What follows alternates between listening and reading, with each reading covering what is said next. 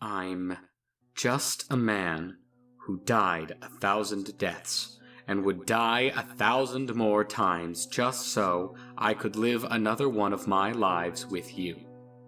He scribbled the lines in his notebook. He could feel their eyes on him. They were always watching him. It used to bother him at first, and now it still bothered him. But he now had the foresight to not let it show. He could have written lyrics in his room, but a part of him wanted the rest of the class to see that he was working on it, and not lifting lines from the internet off of underground bands. These lines would probably never find their way into a song, but it was still enjoyable to him to press his mind to come up with something new and original.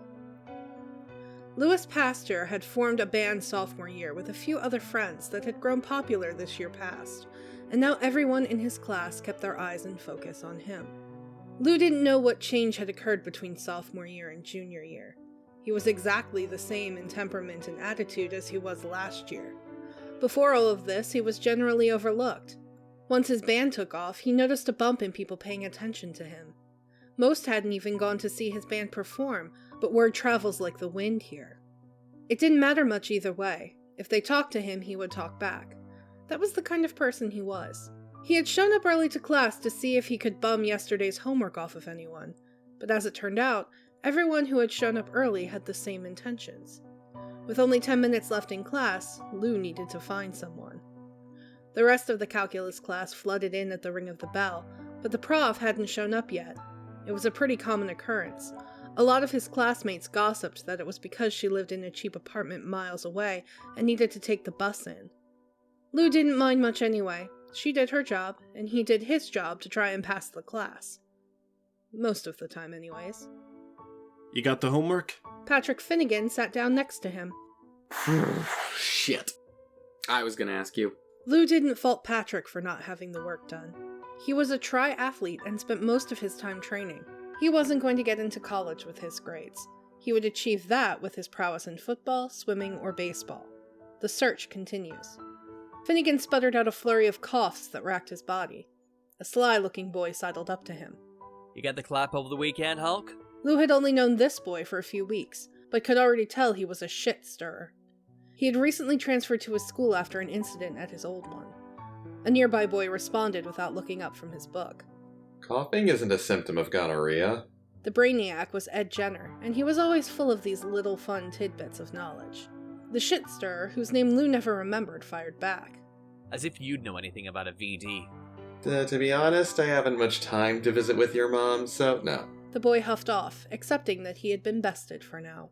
Lou was about to ask Eddie to copy his homework, but a loud conversation tore his mind away from the topic at hand. The girl practically shouted at her cell phone as she entered the room. It was an expensive phone, and she had to draw attention to let everyone know that it was hers. And then Beyoncé said to me... She was cut off as she bumped into a pretty girl who was chatting up a heavyset girl. Watch it, Sko. The entitled girl, Lou remembered, was called Michaela Richards. He had a crush on her freshman year until he learned of her personality. She was shallower than a koi pond. Lou scanned the classroom, hoping he could find someone whose name he knew. He wanted to ask to copy his or her homework, but he refused to ask anyone whom he didn't know. It wasn't mistrust. It was the feeling that he was taking advantage of the person to ask a favor of someone whose name he didn't know. There were only 10 students in this class.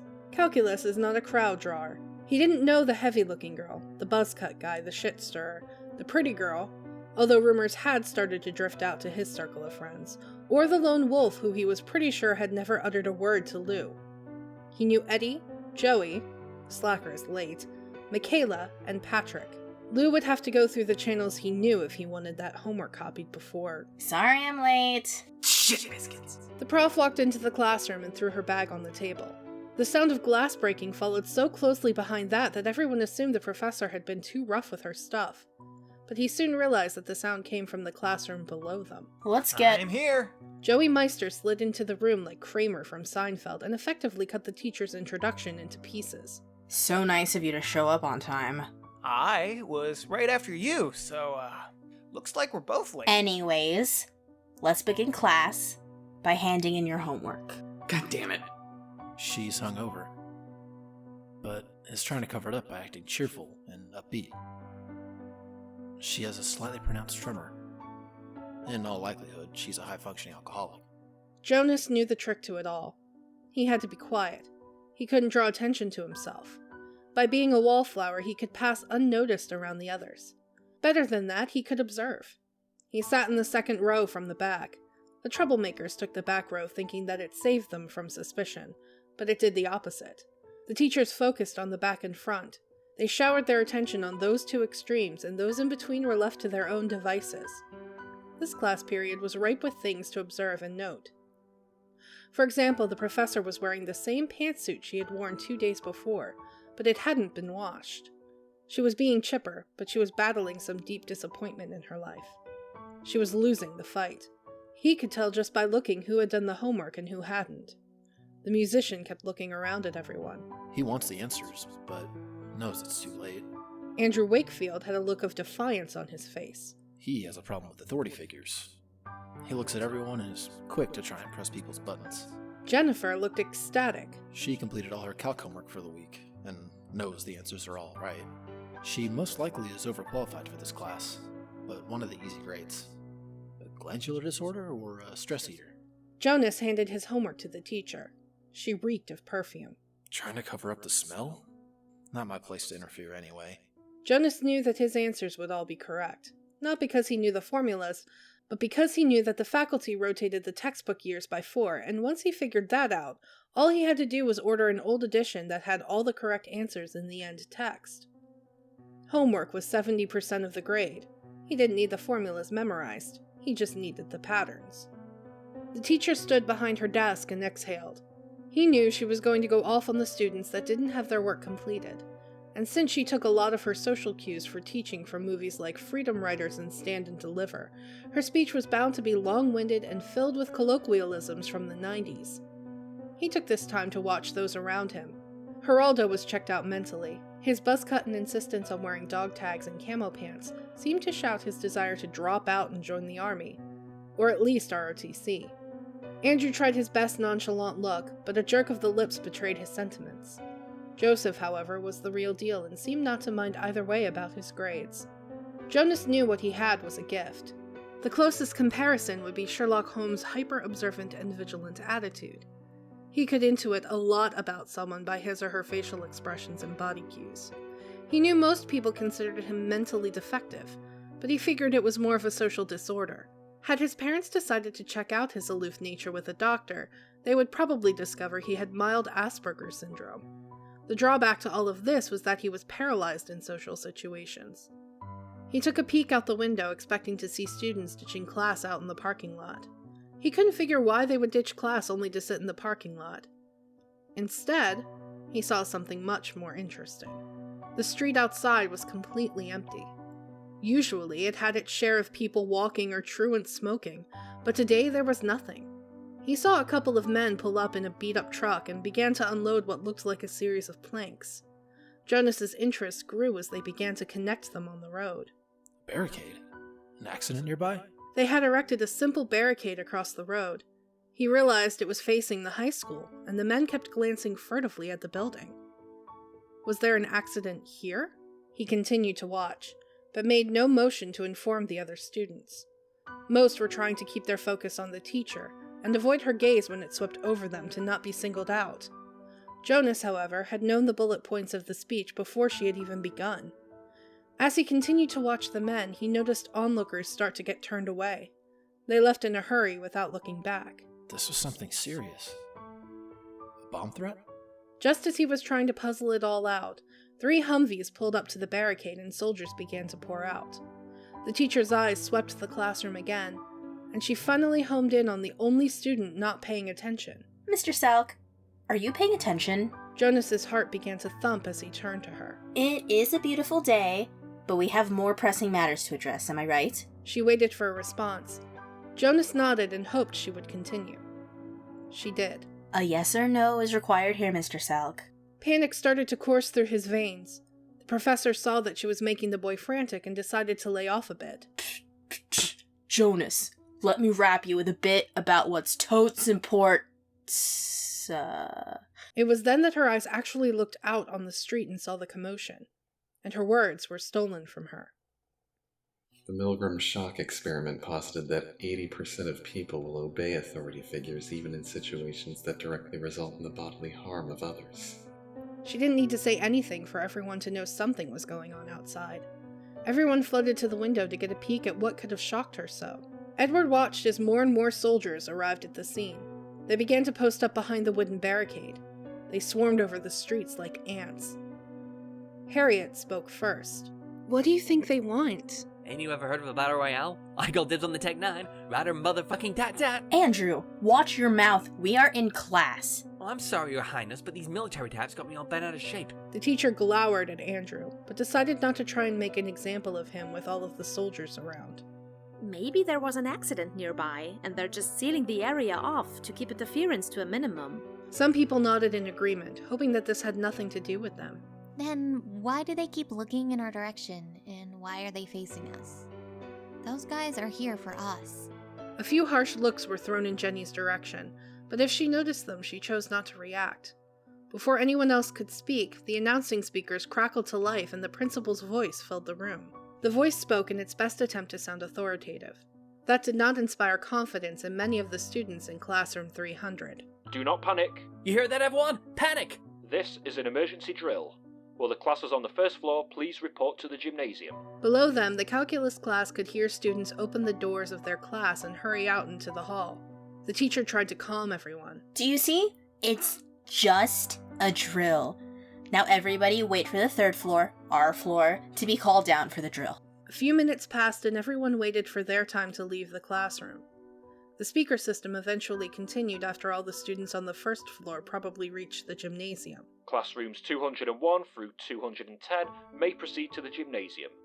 Do not hurry, this is just a practice run. The fact that classroom 200, which was directly below them, was not called, did not escape the attention of any of the students. The sound of students banging around in the floor below them began to arouse feelings of jealousy amongst the other students. A few more minutes drifted by before the principal's voice came on a third time. Classes 301 through 310 can now walk calmly to the gymnasium. Patrick Finnegan coughed a few times and asked what was on everyone's mind. Just what the hell is going on here? The professor chose not to scold and in fact commiserate with him. Damn if I know. Well, let's all mosey on down to the gymnasium and find out what's going on. Students in classroom 200 and classroom 300 are not to leave. A representative will be up soon to talk to all of you and explain the situation. Isn't that peachy? Edward Jenner finally found his voice. We should at least wait and apprise the situation. If we panic now, we could make everything a lot worse. He's right. We need to hear them out. Those guys know what they're doing and we should at least wait to hear their reason. You hear that? J.I. Jingle wants us to wait here with our thumbs up our asses. I say we go out there to the barricade and have a nice tit-to-tit conversation. Any supporters of Andrew shrunk back at the thought of confronting the soldiers. No one is going anywhere. We are going to wait, and that's final. The teacher tried to distract the class until someone would come up and speak to them, but found that they had no interest in learning calculus, and all the games she knew catered mainly to children. The ideas of Heads Up 7-Up, the telephone game, and popcorn were all met with blank looks. Edward reasoned that she had secretly wanted to teach younger students, but was pulled into this job because of a lack of money and availability of jobs in high schools. He felt bad for her. She had her dreams, but couldn't achieve them at the moment. He felt bad, but he didn't feel bad enough to open himself up to derision by the other students by playing along with her. He had had enough of getting isolated by the crowd. They all waited in silence. Edward killed time by counting out Fibonacci sequences in his head to help him think and calm down a little. 0, 1, 1. Unlike many of the students in this class, he actually had a use and interest in mathematics. 2, 3, 5. The numbers and raw data of it came to him naturally. 8, 13, 21. His true love, however, was science. 34, 55, 89. He read scientific journals and read case studies in his free time. 144, 233, 377. He didn't know what was waiting for them or when the people calling the shots would show up, but he intended to get to the bottom of all this. I am like a river. Things may flow through me, but will never influence my motions. things. I will brook anything that comes my way and drift right on through it. Joseph had enough of sitting at his desk, waiting in silence. He got up and waved off the teacher's question with his hand. Just getting a bit more comfortable. Those chairs can be such a bother. He sat down on the floor by the shelving units that held all bags. He was by the window, but knew that watching them set up the barricade outside, which would likely be a quarantine, would do nothing for his mental state. He kept his mask of nonchalance up in front of everyone. He figured that when this was all over, they would be talking about how not fazed he was. He sat down and laid back with his head on his backpack. The bag was empty. He closed his eyes and pretended to drowse. He knew that a few people were watching him. He didn't feel tired at all, but knew that nothing showcases a devil-may-cry attitude like nodding off when there was tension. He liked the feeling that came with everyone's perception of you being so laid back. He did everything in his power to foster that attitude. It was this perception that made him so easy to approach. He was friends with almost everyone. He also knew that those he wasn't friends with disliked his slack attitude. That Wakefield kid would like to take me down a few pegs. Jenny is just way too high-strung to accept my roll with the punches attitude. 15 minutes passed as he spaced out and drifted into his own world. He felt the urge creeping up on him, and knew that she probably would make a big fuss out of it, but he could probably convince her it was okay given the circumstances. With his eyes closed, he reached backwards into his backpack and felt around the side pockets. He pulled the small box out and flipped the lid back. He shook the box upward and put the cigarette into the corner of his mouth. He reached into his back pocket and retrieved the lighter. Smoke 'em if you got 'em. Her voice grinded into his ear before he could light the square. What do you think you're doing? He opened his eyes. Extenuating circumstances, ma'am. I think we can bend the rules just a little, don't you? Smoking on campus is against school regulations. Are you trying to get on my bad side? I'm sorry I'm putting you in an awkward position, but I really could use one. I would be eternally grateful if you looked the other way just this once. Well... Do you want one? The teacher shocked the class by pulling a cigarette out of the box in his extended hand and sitting on the shelf next to him. He lit his cigarette, and then hers. He smiled. Didn't have you pegged for a smoker. An old habit from college. Which college and which brand? Marlboro Reds. Cowboy killers, huh? Pretty hardcore. She smiled and exhaled the gray smoke. Her face looked like she had just remembered a pleasant memory. Joey was a master of making small talk and getting people to open up. He knew she probably didn't want to talk about college. Maybe she went to a community college, or she could have dropped out. They sat and chatted while the rest of the class watched them with awestruck expressions. Joey finished his cigarette and flicked it indiscreetly out the window. Hey, thanks for joining me. My pleasure. Let's just keep this our little secret, okay? Everyone. Most gave her a commiserating nod except for Andrew, who looked like he wanted to needle her with a quip that he couldn't quite piece together. Edward shot to his feet and moved to the vents. Something had dawned on him. He pried the floor vent away that circulated air through the adjoining classrooms. He stuck his head down the hole in the floor. How's it going down there? Joe realized he was using the vents to communicate with the class that was also on lockdown directly below them. The laid-back smoker got close to the vents and heard the responder come in loud and clear. Having the times of our lives here. You guys? Edward motioned Lou over, who looked confused at first, but took over for him. Well, we're bored up here. Looks like we're all in the same boat. You got an idea of what happened to get you guys and us put on lockdown? The female voice cut back and explained in a bitter voice about the glass and the incident. Some asshole farmhead bought something that another junkie lifted off the back of some pharmaceuticals truck. Daniel says he saw him with some pills in a vial. She paused, and Joseph knew that she was shooting the kid in question the dirtiest look. So the asshole brings it to school and pops it right before chemistry class.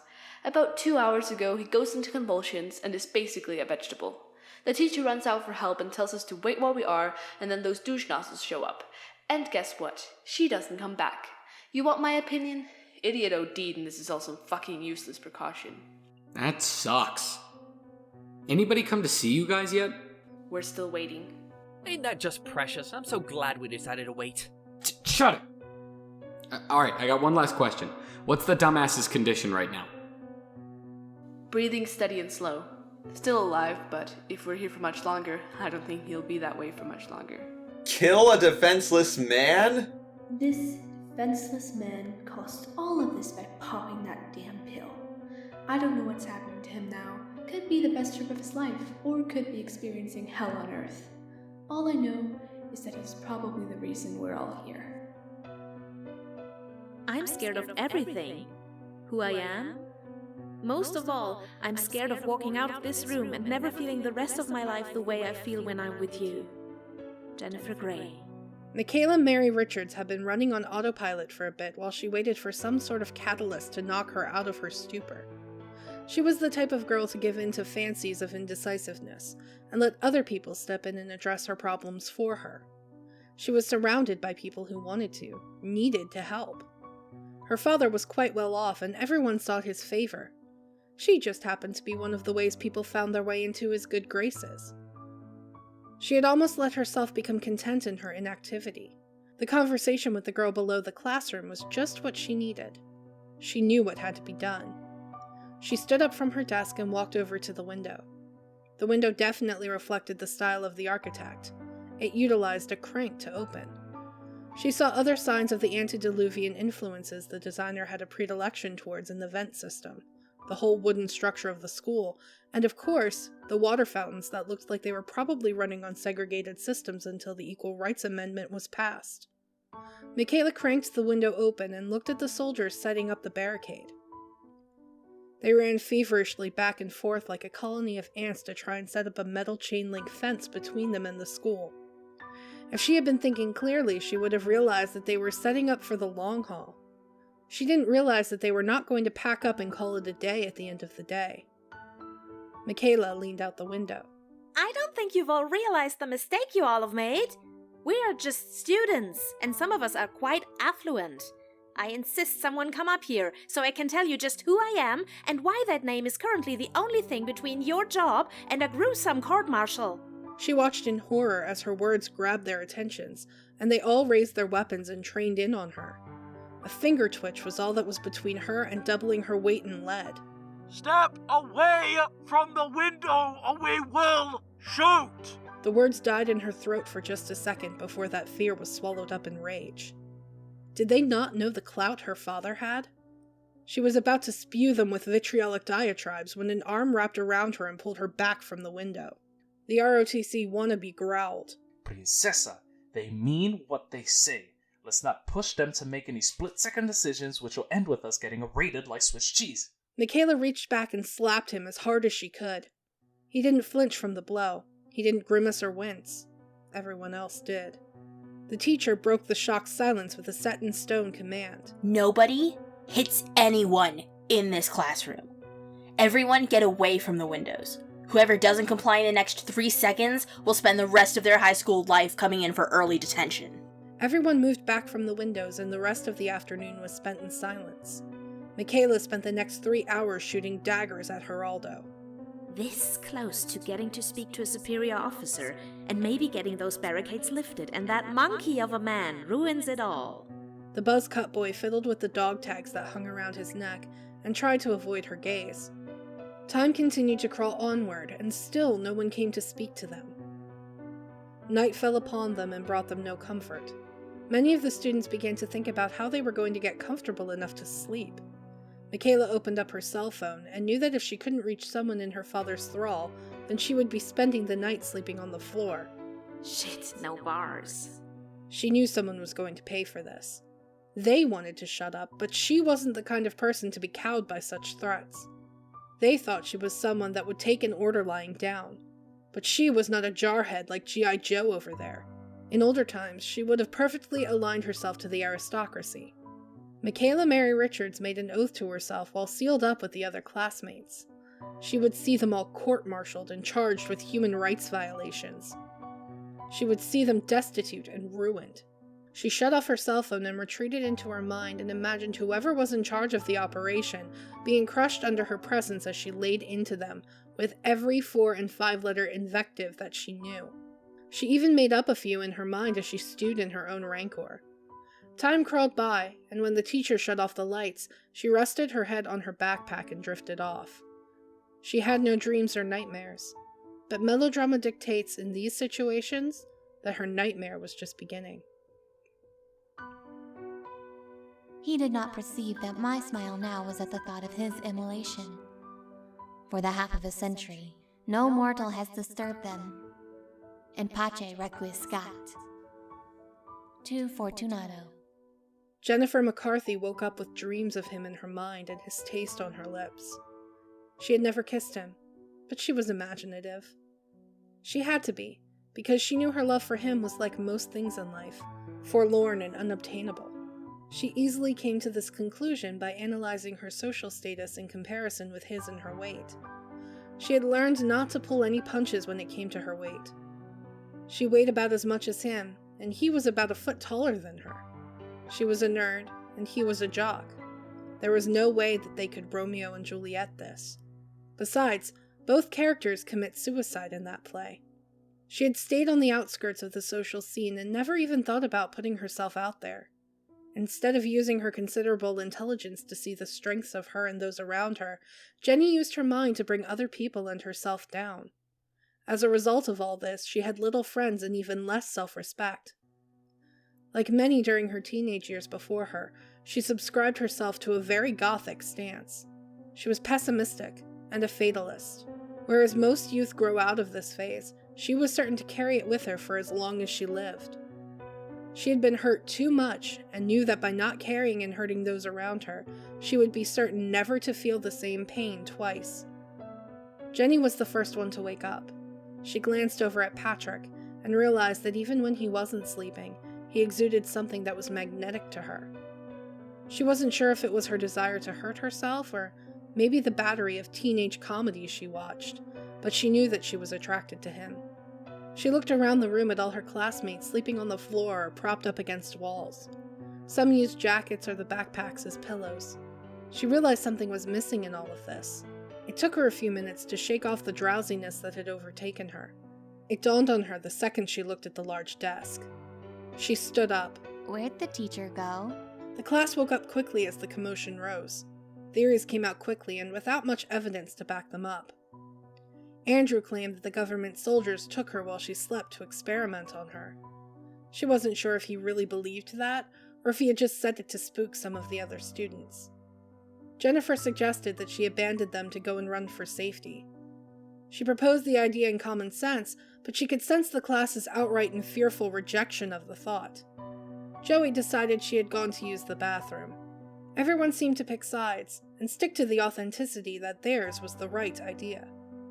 The theories continued to spin out of control until almost everyone was shouting at each other. The argument turned uglier and uglier until Jonas interrupted everyone, not with words, but by merely tapping on the window. The 10 students, including Jonas, went to the window to look out at the barricade. He had something important to tell them all, but he still hadn't found his voice. In her free time, she had read many books on psychoanalysis, and she had decided that Jonas had social anxiety disorder. During the night, the barricade had swollen and looked even more formidable. The soldiers' ranks had expanded as well. Now, the chain-link fence was reinforced with sandbags for the soldiers to take cover behind, and 3 tents had sprung up. It was a disheartening sign, but what was even more discouraging was seeing the teacher step outside from the lobby and begin to approach the barricade. That settles it. She's leaving us behind. The class watched spellbound as their calculus teacher raised her hands and shouted, I'm not infected. Those kids are not infected. You can't keep us locked up in there. At the very least, we need food and water. Go back inside! We will use deadly force to keep you inside the quarantine! She continued approaching, ignoring their mandates. They all raised their guns and she was in the crosshairs of every weapon in the vicinity. I demand to see who's in charge here! You can't do this to us! We're human! A single shot rang out, and the class watched horrified as a splash of red materialized behind their teacher. She pressed her hand to her stomach, unable to accept what had just happened to her. She pulled her hand back and stared in terror at the red liquid oozing between her fingers. The single shot galvanized the other soldiers into action. She had just enough time to look up mystified at the soldiers before every finger found their triggers. A volley of bullets burst from the collective mass of guns and tore through her. She rocked back a few steps as she was cut into ribbons. She collapsed onto her back and stopped moving. A pool of red spread out beneath her. Almost every student either cried out or shrieked in terror. They got as far away from the window as possible, and then when everyone was out of the line of fire, they broke into panic. Boys and girls alike wept openly. Andrew clenched his fists so hard that his nails cut his palms. Geraldo hid his face behind an impassive mask, but everyone could tell he was deeply disturbed by the teacher's death. Patrick Finnegan gritted his teeth and punched the painted cinderblock wall in rage. He got in 10 punches before he dissolved into a coughing fit. The slacker took it probably the hardest. He screamed aloud with such pain that for a second, Jennifer thought he had caught a stray bullet. Those who weren't crying were in shock. They looked into nothingness with a stare that really saw nothing. She wondered if they had gone into a catatonic state. She became aware that her vision had gone blurry, and couldn't figure out why. She wiped at her eyes and came away wet. Am I crying? When did that start? She broke down in sobs that racked her body. When God closes a door, she opens a window.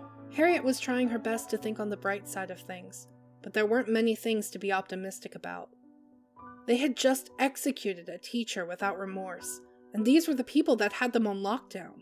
The slightest misstep could result them all ending up like her. She crept close to the window and poked her head out. The soldiers were scrambling around and talking frantically on the radio. A man was hurriedly jamming his feet into what looked like a mass of yellow. A hazmat suit? Soldiers swept their guns all over the campus as if they expected everyone to come running out at them. She knew that no one had that thought. They probably wanted to get as far away from the soldiers as possible. She watched as a man made his way to the barricade. He was dressed differently from the soldiers. He didn't have any camouflage. He was wearing something a colonel or general would be wearing. There were a few medals pinned on his jacket, like that would inspire confidence or trust with them. She rightfully assumed that he was in some position of power. He looked at the window of classroom 300 for a few seconds before he raised a megaphone up to his mouth and set the tone of the dialogue. I will only speak to one person. This does not need to be a conglomeration of shouting. You have 3 minutes to select someone. He set the megaphone down and turned to the soldiers and began to talk to them. The class looked at one another. Jonas was not a wise choice, nor Andrew. Joseph looked too forlorn to be an eligible choice. Everyone else was up for selection. I vote Harriet. Me? Why? Talkative, pretty cheerful. I don't feel very peppy. Femininity might help diffuse some of the us and them tension. He thinks you might be able to seduce him. Flash him a little bit of I second the choice. You're the best choice in this situation. No pressure, right? Only the pressure of getting us all killed. Watch your mouth, and make sure he knows how important I am. She knew that Michaela had something against her, but she never could figure out what it was. The decision had been made. They just want the pressure off their shoulders. She slowly walked to the window. Her knees threatened to buckle under their weight. She was almost certain her heart would beat out of her chest. The leader was waiting behind the chain-link fence in the barricade, looking at an old pocket watch impatiently. She assumed that he was wishing that they finished their deliberation in a timelier manner. But you can't rush perfection. My name is Harriet Patricia Wagnert. I'm a student here and I live We know who you all are. I am here to explain what is happening. Chatter broke out through the class. Tell us why we're under quarantine then. Tell us who you are and the reason for all this. He looked directly at her, and for a second, she felt as if his eyes were boring through her and looking at something behind her. The class had gathered around her, but most stayed out of sight for fear of a bullet finding them should they start flying. From the best we can tell, there's been a biological incident. Andrew Wakefield popped out from behind the shelves like a demented jack-in-the-box and shouted at what he saw was the man hiding behind the barricade. Incident! You don't just call it a whoopsie-daisy. We're fucking surrounded like Butch Cassidy by soldiers with assault rifles, and you're trying to downplay it. Was it always an incident when you lit up our calculus teacher like a goddamn Christmas tree? You must be a stupid motherfucker if you think we're gonna eat this bullshit hook, line, and sinker! Everyone's breath caught in their throats. They knew nothing good would come from instigating this man. Other students restrained Andrew before he could launch into any more invectives. The classroom directly below you was exposed. Do not worry about them. They are being given the best medical care and will be back on their feet soon enough. Until that time, we can identify the biological entity. You guys are all in quarantine. Do not try to leave the school. You are free to use the restroom on the 3rd floor, but are not allowed to visit the other floors. There is no restroom on this I floor. suggest designating a nearby classroom as a bathroom then. Tomorrow we will send in the doctors to treat you all and provide food. It is our duty to make sure everyone gets out of this alive. I am like the wind. I am constantly moving and carry my burdens with finesse. The man set the megaphone down on a concrete block that composed part of the ever-growing barricade and walked away. He was finished talking and cut the communications without so much as a goodbye. Everyone turned away from the window, and Michaela was the first to speak. That's good news, right? We're going to be alright. They have the situation under control. Gracias a Dios. Good for you. He's funking us, and you're optimistic that he ain't gonna come in our mouth and get none in our hair. Geraldo was about to punch his lights out when Jonas startled everyone. Jonas grabbed a desk and overturned it. Silence settled on the room like a miasma. The hell was that, social butterfly? He knows. How can you provide treatment for an illness if you can't even identify it? They lied to us about treating Classroom 200. What else are they lying to us about? I don't think we can trust them. Maybe they don't know. And they're just trying to keep us calm until they can come up and take blood samples and whatnot. We can't know anything for sure until they show up tomorrow. Jennifer snapped her fingers loudly. We don't have to wait. She walked over to the vent. How are you all doing down there? Copacetic? She waited for a reply, but heard nothing back. We just want to know if you had a bunch of doctors treating all you guys. You heard the douche. We just figured it was a bunch of BS, but it never hurts to follow up. Again, there was no response. The class was getting worried now. Can you hear me, you bunch of chatty Cathys? She pried off the lid and stuck her head into the hole to make herself better heard. It was there that she first became aware of the smell. She pulled her head back and wrinkled her nose in disgust. This school's falling apart. Something must have died in the vents. What did I expect going to a public school?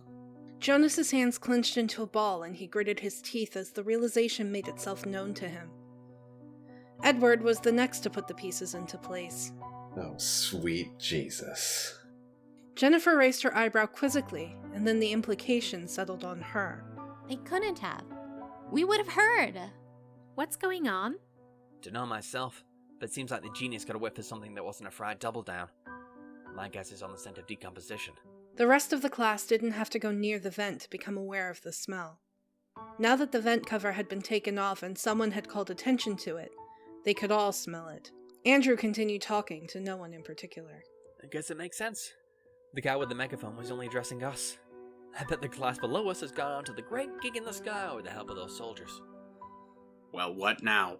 This may be a horrible suggestion, but why don't we have a look-see to find out what happened? We won't know for sure until we can see it with our own eyes.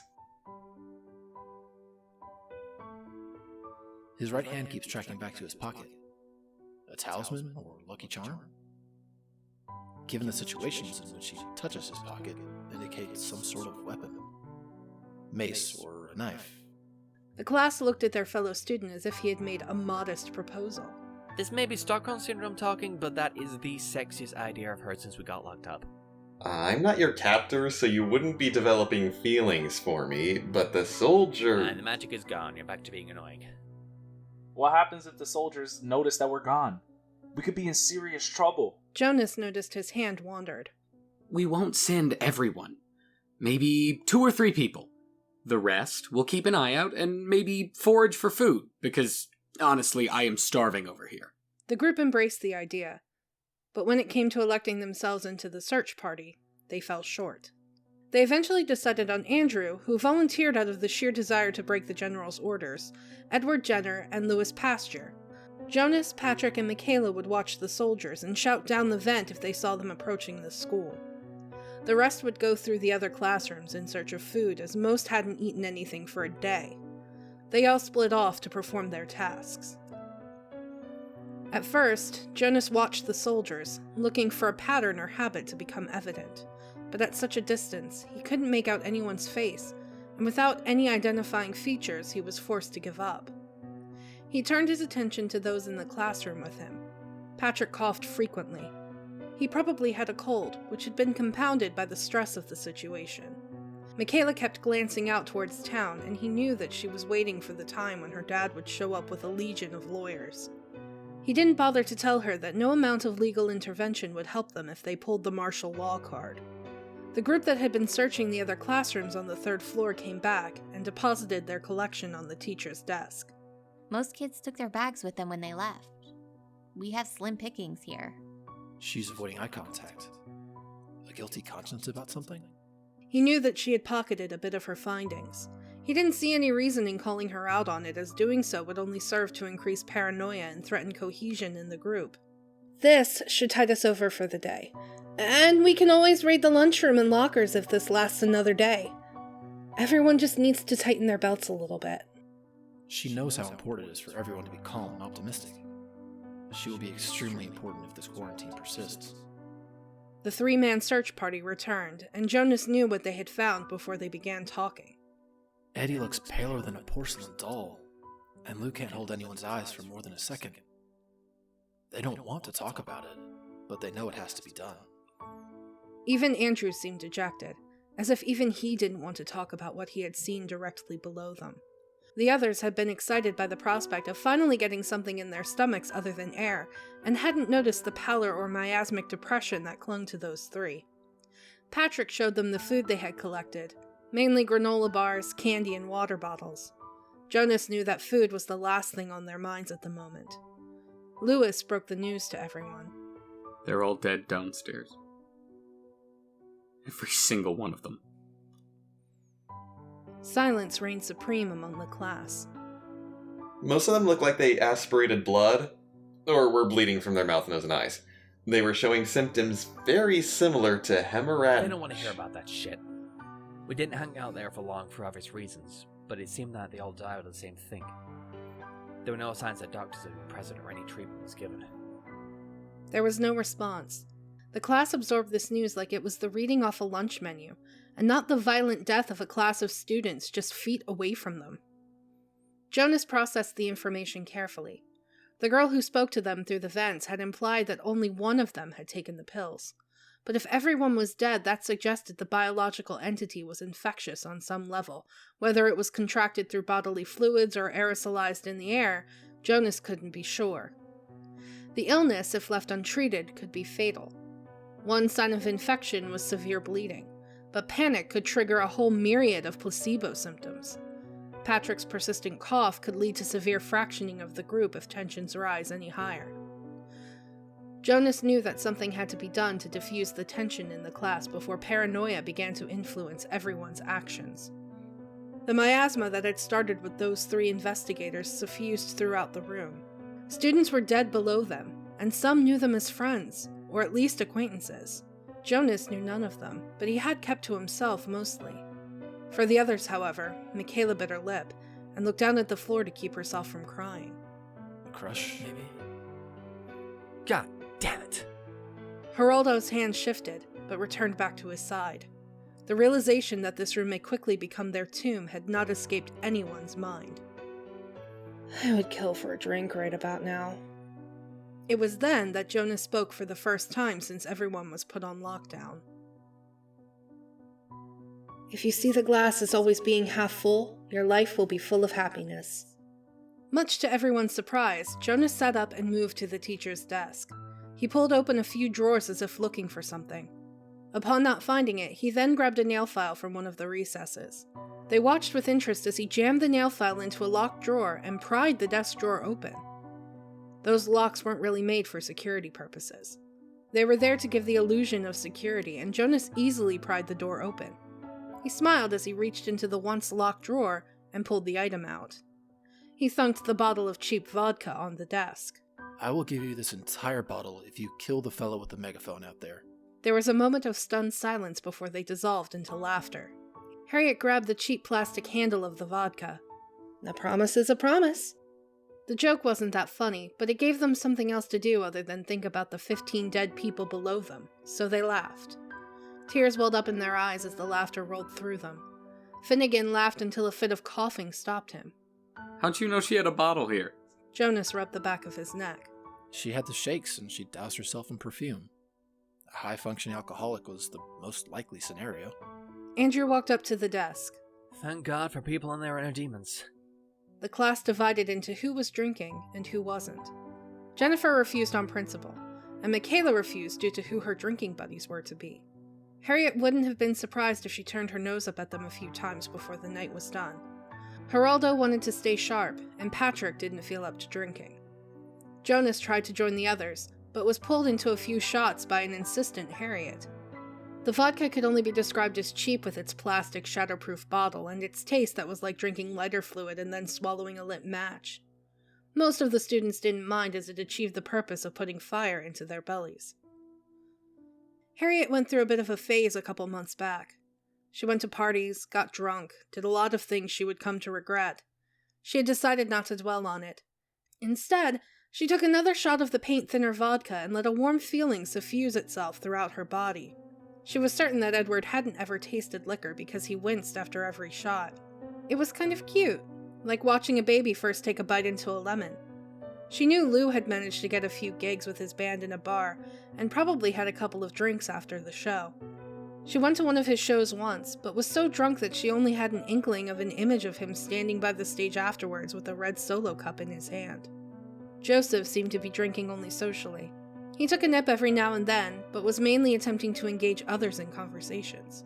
He chatted with Eddie about sci-fi movies, and pulled Lou into a lengthy conversation about philosophy. She wasn't sure if Andrew even knew the definition of moderate, as every time the bottle was passed to him, he chugged it like it was water. Like always, Jonas seemed to be an enigma wrapped in a mystery. His face was impassive after every shot. Everyone coughed or winced after a shot except for him. Joseph managed to pull everyone into a conversation except for Jonas. He drank perfunctory like a clockwork machine and watched everyone from the corner of his eye. Jonas tipped the plastic vodka bottle over. Dead soldier. Andy nodded. I wish. Andy walked up to the window and opened it all the way. He climbed up on the shelf and began unzipping his pants. Before Harriet could ask, he took himself out of his pants and started pissing out the window. You think I'm scared of you all and your dick wagging? This is how you can see who's the big swinging dick around these parts! She waited with bated breath to see if he would catch a bullet for taunting the soldiers. Andrew continued rocking back and forth on the windowsill while shouting vulgarities at them and pissing in their direction. Is this literally going to become a pissing contest? With a flash, a massive spotlight kicked on and illuminated him with light. He stood in the window in shock as the light bathed him and exposed him to those who were still in the class. Not a bad specimen, but his personality is radioactive. He stumbled back and fell off the shelves. The spotlight swept the window as if looking for the source of the shouts. Lou smiled and exchanged a glance with Joseph. The same idea ran through them both. They worked at their belts and undid them. The realization of what they were about to do dawned on Edward, and he struggled to catch up with them. They both dropped their pants at the same time and mooned the soldiers just as the searchlight rolled over them. Edward joined them a few seconds later, and they all dissolved into laughter. Jonas walked off as they shouted and taunted the soldiers. Harriet followed him out into the hall. She wanted answers that only he had. She called out softly to him in the hallway. He turned to her. Who are you? I'm Jonas Salk. We have 2 classes together. I don't know if I should be offended by you not knowing my name or... No. I know almost everyone in this classroom except you. Edward is some sort of genius. He's lacking in social skills, that's for sure. Patrick is so driven to escape that he doesn't realize the danger of trying to escape a quarantine. Joe is trying to play everything cool and calm, but he's anything but. Andy is caustic and definitely likes to grind people's gears. Most likely, he has oppositional defiance disorder. Michaela thinks she has control over the soldiers due to her status, but not really. She's best kept away from discussions. Lou is dealing with a sudden growth in popularity, and is wondering which of his friends are true or fairweather. His amiability will make him an effective leader in this situation. Jennifer believes she can outthink everyone, but is not equipped to handle pressure. She is most likely going to be the first to snap under the pressure. You, Harriet. Don't distill me down to a few sentences. There are more to us than that. We're people, goddammit! Jonas watched her expression with confusion. It was clear he was not expecting this. I am Jonas. My strength lies in reading a situation. Most likely I have some form of Asperger's syndrome or social disorder. I will never be able to unify everyone. That is your talent. You can be the mediator to their conflicts. We are on the precipice between barbarity and order. This is only going to get worse. You can be the one that saves us all. Her face softened. I'm going to get to bed and sleep this off. I'll see you in the morning. He nodded, and she left. I can be the one to save them all. The words rang in her head, but she never took into account the fact that not everyone can be saved. The University of Liverpool posited that brain size directly impacts the number of social connections a brain can form. The range is 135 to 150 meaningful connections. Edward woke up with a pounding headache, and a feeling that felt like he had gargled a foul-tasting molasses just before going to bed. Imbibing alcohol can dehydrate the body. Most of the effects of a hangover correlate with symptoms of dehydration. He ticked through the symptoms of binge drinking and nodded at the symptoms he was experiencing. He even handled his first hangover like it was a scientific expedition. He went to the water fountain outside and washed his mouth out a few times. He drank about 1 liter of water. Filling his stomach and rehydrating were surefire methods to alleviating the symptoms of a hangover. His stomach was growling, so he moved to the desk and helped himself to a granola bar that had been scrounged from neighboring classrooms. He didn't black out last night, but there was a slight haze to the festivities. He recalled talking with Joe about whether Attack of the Killer Tomatoes or Killer Clowns from Outer Space made a more intimidating monster. They decided that the tomatoes had more gumption, and had actually had sequels and thus were the winner. He remembered mooning the soldiers. We're probably going to face some retaliation for that little rebellion later on. There was no use dwelling on it. They couldn't dress it up, and apologizing would be a venture in the futile. They had already shit the bed, so to speak, and trying to spray Febreze on it wasn't going to make it better. He stretched and looked around Classroom 300. When they had started to drink last night, the group had split into 2. Those who didn't want to drink went to another classroom, while those who opted to get drunk stayed in room 300.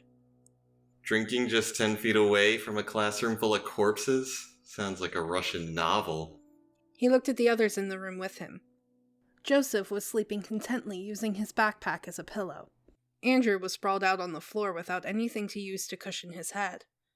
Jonas wasn't in the classroom. Lou was curled up on the floor with his head resting on the crook of his arm. Harriet had her back up against the wall and her head was resting on her knees. His awakening seemed to serve as a catalyst as slowly the other revelers began to wake up. They all stretched and looked uncomfortable at each other. Lou and Joe about mooning a group of soldiers who currently had their lives in their hands. Andrew seemed to be carrying the brunt of the awkwardness.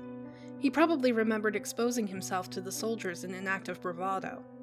He wouldn't look people in the eyes, and Edward tried to remember if Andrew was insecure about his size. He smiled inwardly. Let's meet up with the others. Most grunted their approval and assent. They left the classroom that now reeked of a cloying smell of death. They located the other students in classroom 303 that was on the same side of the building, but occupied the other corner. It was otherwise away from the corpses, but was still adjacent to the barricade. Here come the lushes. Did you enjoy yourselves last night? So, Harriet, I know you hooked up with at least one of them while intoxicated. That is your modus operandi now.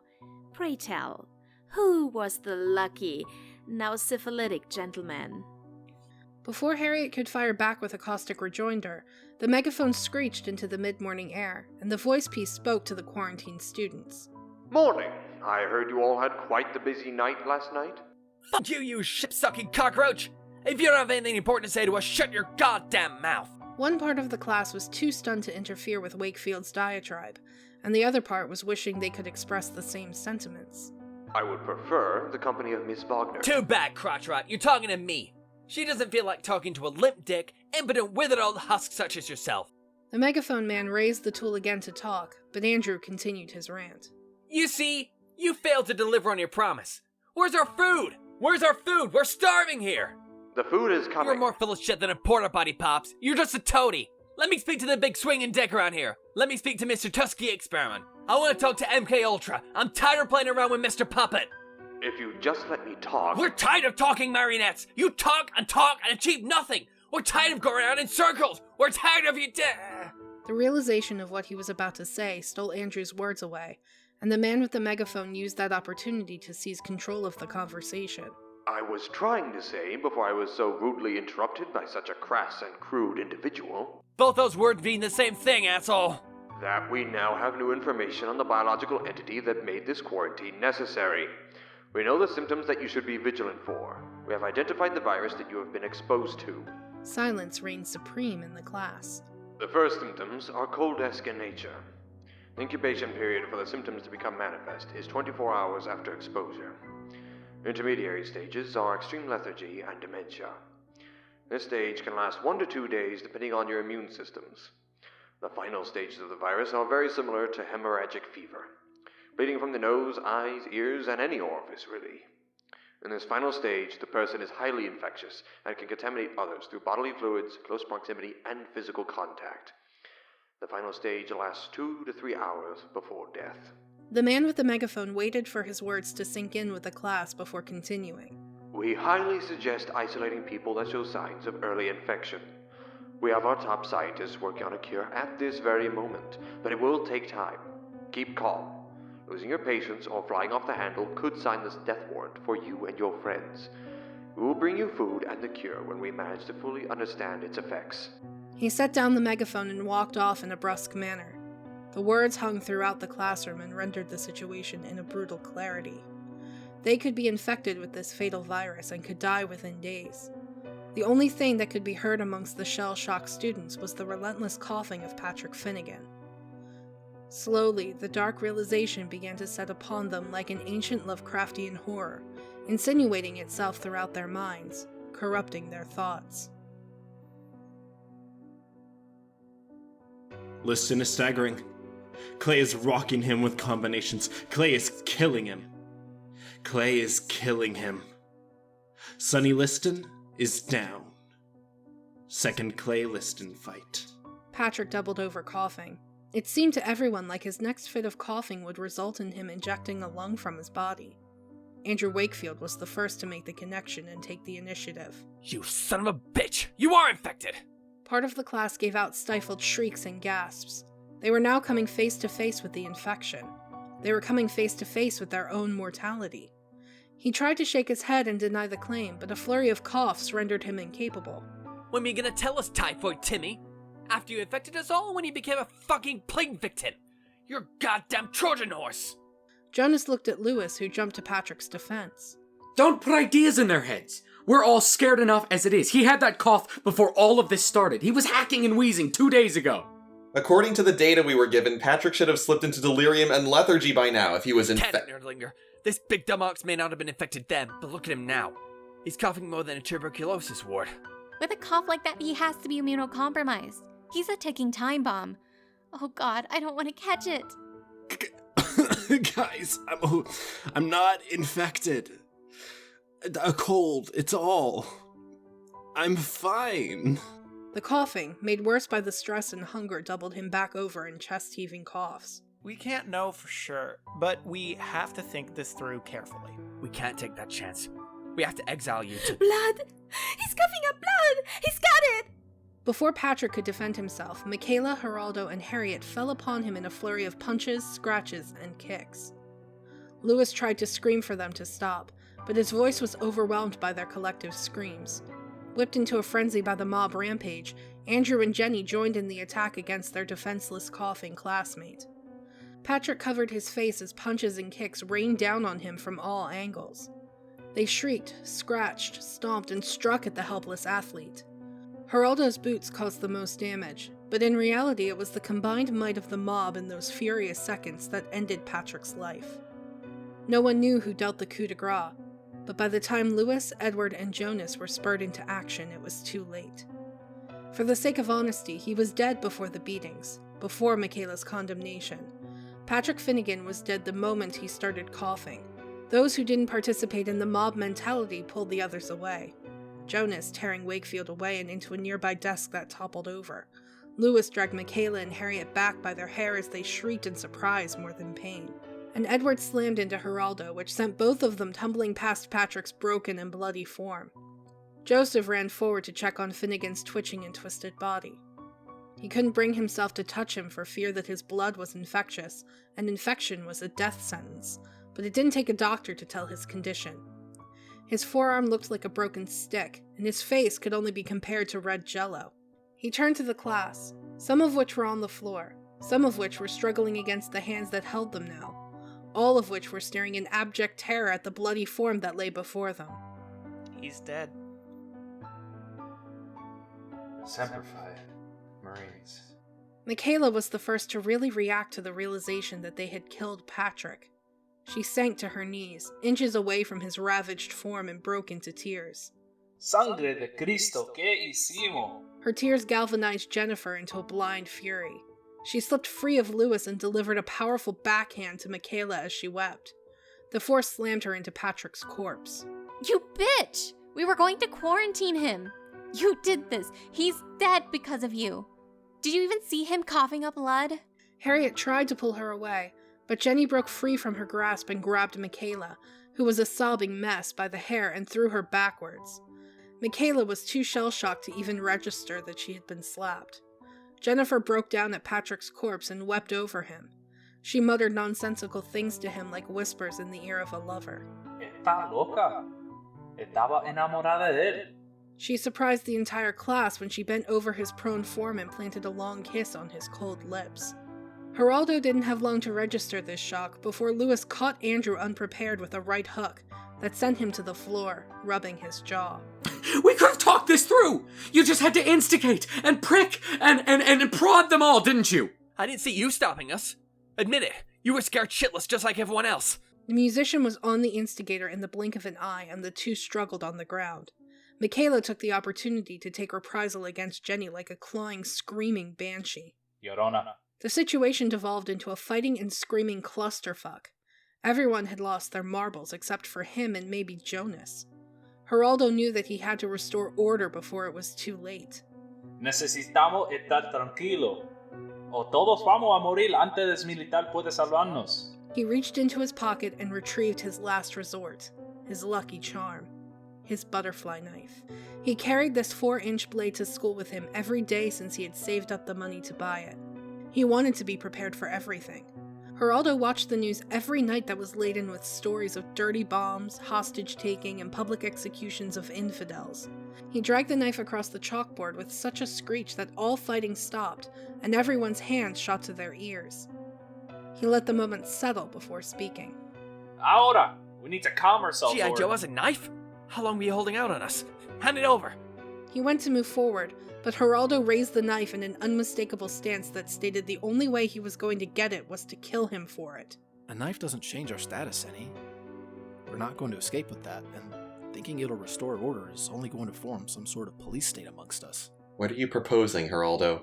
You have all of our attention. The idea hadn't settled on him until Jonas spoke, but now it wrapped its tendrils throughout his brain and refused to be torn out. We are going to destroy ourselves before the scientists can engineer a They cure. ain't gonna save us, Jarhead! If we keep this paranoia and insanity up, we're going to starve if we don't get help. The answer is simple. We need to go out into the front lobby and surrender ourselves to the military, to be placed in a real quarantine where they can provide us with food and take blood samples. You loco ese? They shot our teacher full of more holes than Swiss cheese for trying that! Hate to agree, but they don't seem the type to try and approach a situation like that with kid gloves on. We are going to the lobby, and we are going to shout our intentions to them. We can negotiate from there. If we stay here, we are going to tear ourselves apart. I don't think it's going to work. Any action like that could be viewed as an act of aggression. We don't. You don't have a choice. He raised the knife in a threatening manner. We are going down there if I have to force all of you at knife point. Lewis stepped forward with his arms raised. We can't do that. They will shoot us. Todos se calman. Yo le voy a enseñar que yo no estoy jugando. Geraldo stepped forward with alarming speed and brought the knife down. Lewis sank to the ground with the weight of the jarhead pinioning him to the ground. The jarhead was on top of him and buried his butterfly knife into the space between his shoulder and chest. We must surrender ourselves. They are right. They're always correct. They wouldn't mislead us. I'll kill you if you say otherwise. This wasn't Geraldo anymore. All that was left of him was a museum of fear. Lewis screamed in pain as the knife dug deeper into his left socket. His hand grasped the knife and tried to push it back out of his wound, but the jarhead pressed it back down. It was clear by the look in his eyes that Geraldo had lost all semblance of thought. His plan was going to get everybody killed. He was going to kill anyone that stood in his path. The musician swung at him with his right and connected with the left side of his face. The aggressor dropped back, but tore the knife out of the wound as he went as a means to defend himself should the others attack. Lewis regained his footing as Geraldo charged forward to continue the attack. The musician managed to grab the arms before they could be brought down into his chest. Tengo que sobrevivir. Eventualmente, antes que ellos me traicionen. Yo mato a todos. Yo solo puedo hacer. Lewis managed to fend off the attack, but it was obvious to the jarhead with the pain lancing through his shoulder that it wasn't going to hold off this fight for long. Geraldo pushed forward and shoved his target against a toppled desk. Lewis fell back and the soon-to-be soldier brought the knife down towards his chest, not knowing that this would be his downfall. In his shock, instead of pushing, Lewis pulled and changed the trajectory of the knife completely. Geraldo fell on top of him and pressed the blade deeper. He didn't feel it at first, but once the shock wore off, he became aware of a caustic and stinging sensation in his chest. The two bodies were intermingled for a few seconds, before Lou slipped off to the side and the jarhead rolled onto his back with the knife buried just below his ribs and his diaphragm. Estoy jodido. The class gathered around him as he lay on the tile floor. Vamos a morir aquí. Y ellos pueden limpiar la sangre fácil con agua y cloro. Bien suavecito. Estamos fregados. Every breath came out in a rattling gasp that felt like razor wires were being wrapped around his lungs. He knew he was dying. He felt tendrils of a frigid sensation enveloping his body. Mama, lo siento mucho. Solo quise escapar. No es mi culpa. Y quise. He reached up towards an invisible phantasm, and when his hand sank down, he was dying in a series of twitches or rasping gasps.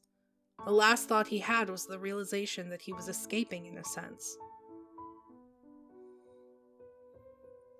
In the Tuskegee experiment, 399 of 600 African American sharecroppers were left untreated to study the effects of syphilis and its long-term effects from 1932 to 1972. The wannabe rocker didn't even bother to get to his feet. He curled up on the ground and tried to bury his head as deep into himself as was possible. The nerd knelt by him, but couldn't think of anything to say. Didn't really matter. Anything anybody could say would only make things worse. Andrew knew this all too well. The best thing for everyone would be to shut up and focus on the military. They are the big threat around here. We would tear ourselves apart, but what they would do to us... Andrew shook images of glass rooms and gurneys with restraints built into them from his mind. Andrew looked from person to person.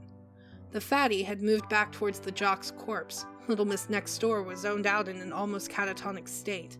Miss Princess kept looking at the Mexicano's body with the knife buried up to the chest. The social butterfly looked out the window, desperate to focus on something other than man's inhumanity. This is who we are. A thought went through Andrew's mind. Someone had to claim the knife. Who gets the knife? The nerd's head snapped up, and the look he gave him could have curdled milk. No one. I'm going to throw it out the window.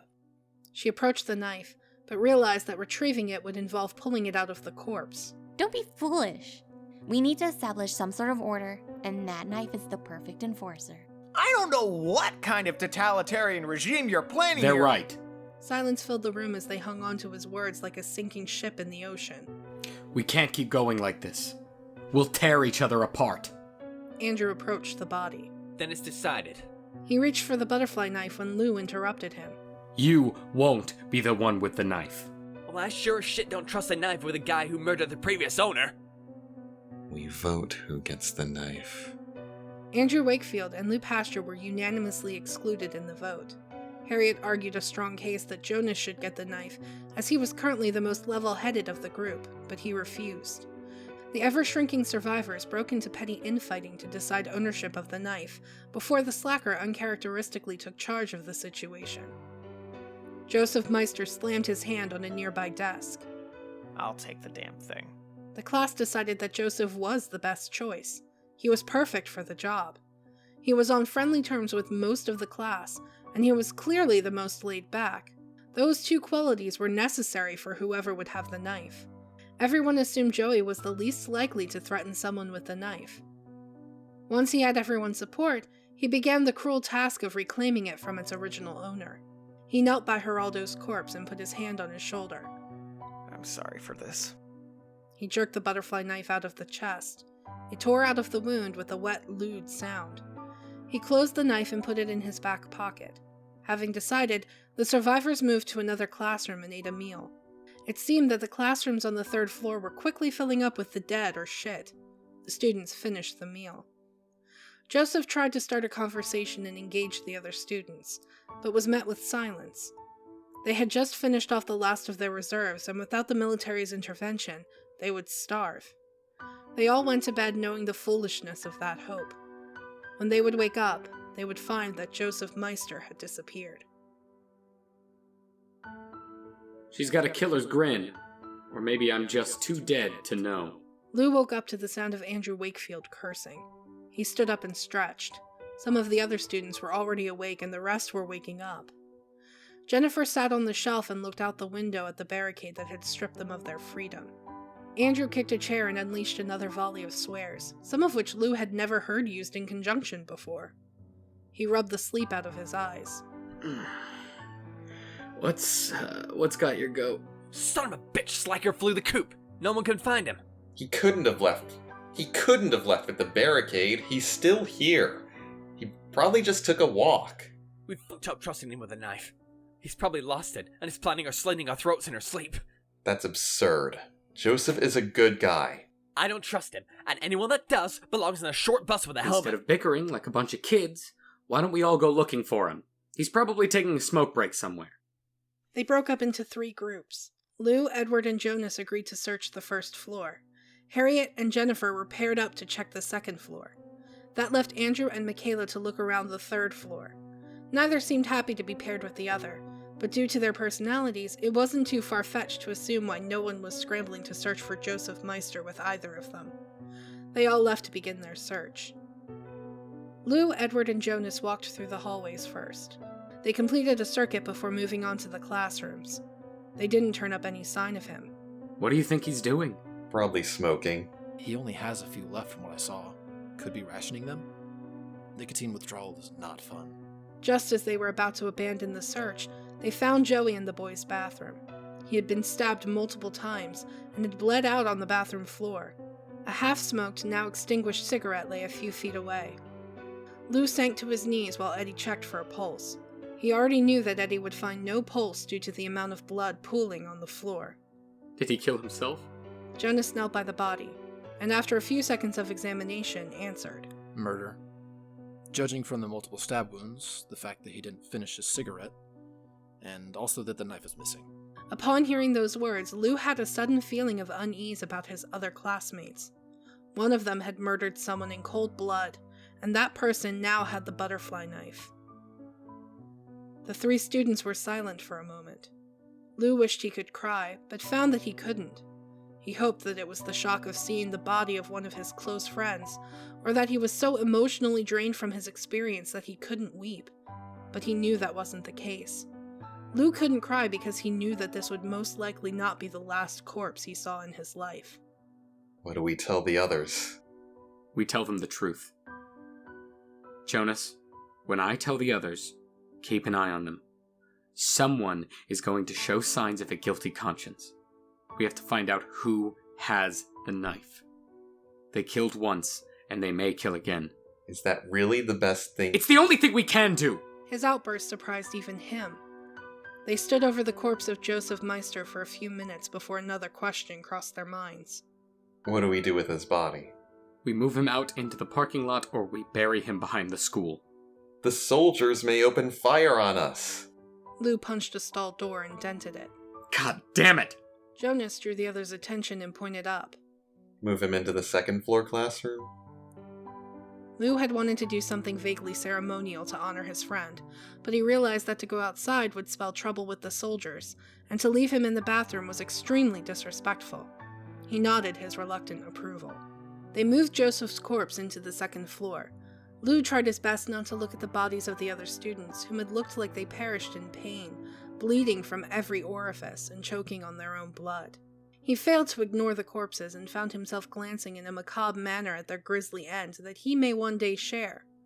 Jonas, Lou, and Edward then proceeded upstairs to break the news to the others. The other students received the news sullenly. Lou found himself slightly aggravated that no one wept over the news of his friend's death. They all just listened with their eyes glazed over and their faces blank. He let go of his anger when he realized that even he hadn't been able to weep over finding his friend's corpse. Andrew tried to instate mandatory searches to find out who had the knife now, but most were apathetic and the idea was passed over. The remaining students, Lou, Jonas, Jennifer, Edward, Michaela, Harriet, and Andrew, spent the rest of the day in relative silence. Some spent the day in silent introspection of their lives, while others cast spurious glances at the other students, hoping to find out who the murderer was. The hours passed slowly and uneventfully. At the end of the day, they all went to bed. This was the first day where all of them went to bed without having eaten anything all day. They had finished off the stockpiled food and snacks.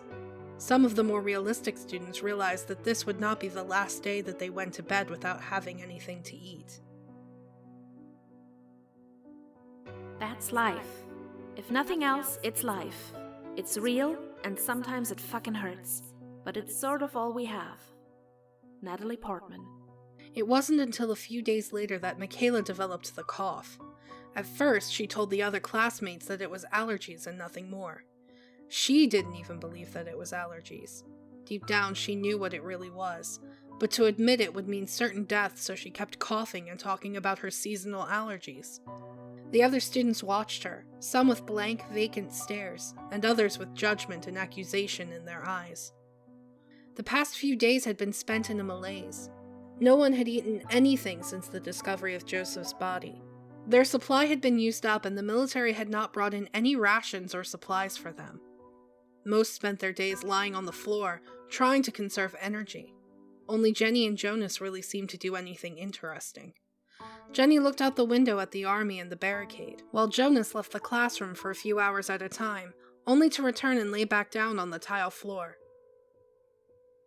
Michaela Mary Richards spent most of her days lying on the ground with a backpack as her pillow, thinking about how her father was going to tear into the generals and corporals that were running the barricade. She quickly realized that her father wasn't going to do jack shit, couldn't do jack shit. She coughed some more and slowly let a fatalistic attitude overtake her. It wasn't until the third day that her coughing began to attract negative attention from the others. By now she was coughing up brackish phlegm. She was sore all over and felt unnecessarily tired. After every coughing fit, she heard the others whisper about the infection and the symptoms. It wasn't until the end of the day when she coughed and hacked up a reddish phlegm that Andrew Wakefield called her out. He grabbed her by her shirt and hauled her to her feet. She stared at him with feverish eyes. He spoke, but the words seemed to echo. Infected. Infected. Infected. He shook her, hard. She felt her brain rattle inside her head. She looked at the space behind Andrew. Fine. I'm fine. He slammed her back against something. Bullshit! She felt like she was crying and drooling, but knew that wasn't right. She didn't need to look at a mirror to know what was leaking down her face, judging from the other students' cries of shock and horror. She was infected. She was probably bleeding from her eyes and ears, but at this point she was too far gone to care. Andrew shouted something, but she was beyond caring. Andrew slammed her against the glass again, and for the first time in a few days, Michaela experienced a moment of clarity. She looked around at the horrified students. Make peace with your god. The world seems so clear. I'm an atheist. Well, then it'll be easy. Don't do it! The instigator kicked her square in the stomach. It should have hurt, but she felt very little. She felt the glass behind her shatter and tinkle to the ground. She felt weightlessness and the air rushing around her body. For a brief moment, she felt at peace with the world, and then she struck the ground. The impact jarred her bones and sent her brain bouncing around in her skull. She died before she could really make sense of it all. I am hungry. Feed me. I am bored. Amuse me. To Edmund Dante. Days had passed since Michaela's death, and every day Jennifer told herself that this was the last day she could bear. Each day the hollowness and hunger compounded and grew exponentially within her like a fast-multiplying cancer. She wasn't completely sure how much time had passed. She thought it was 3 days, but that seemed like a conservative guess to her. It felt like weeks. Every night before she went to bed, she told herself that tomorrow was the day she would end it. She would then wake up the next day and do her best to conserve her energy.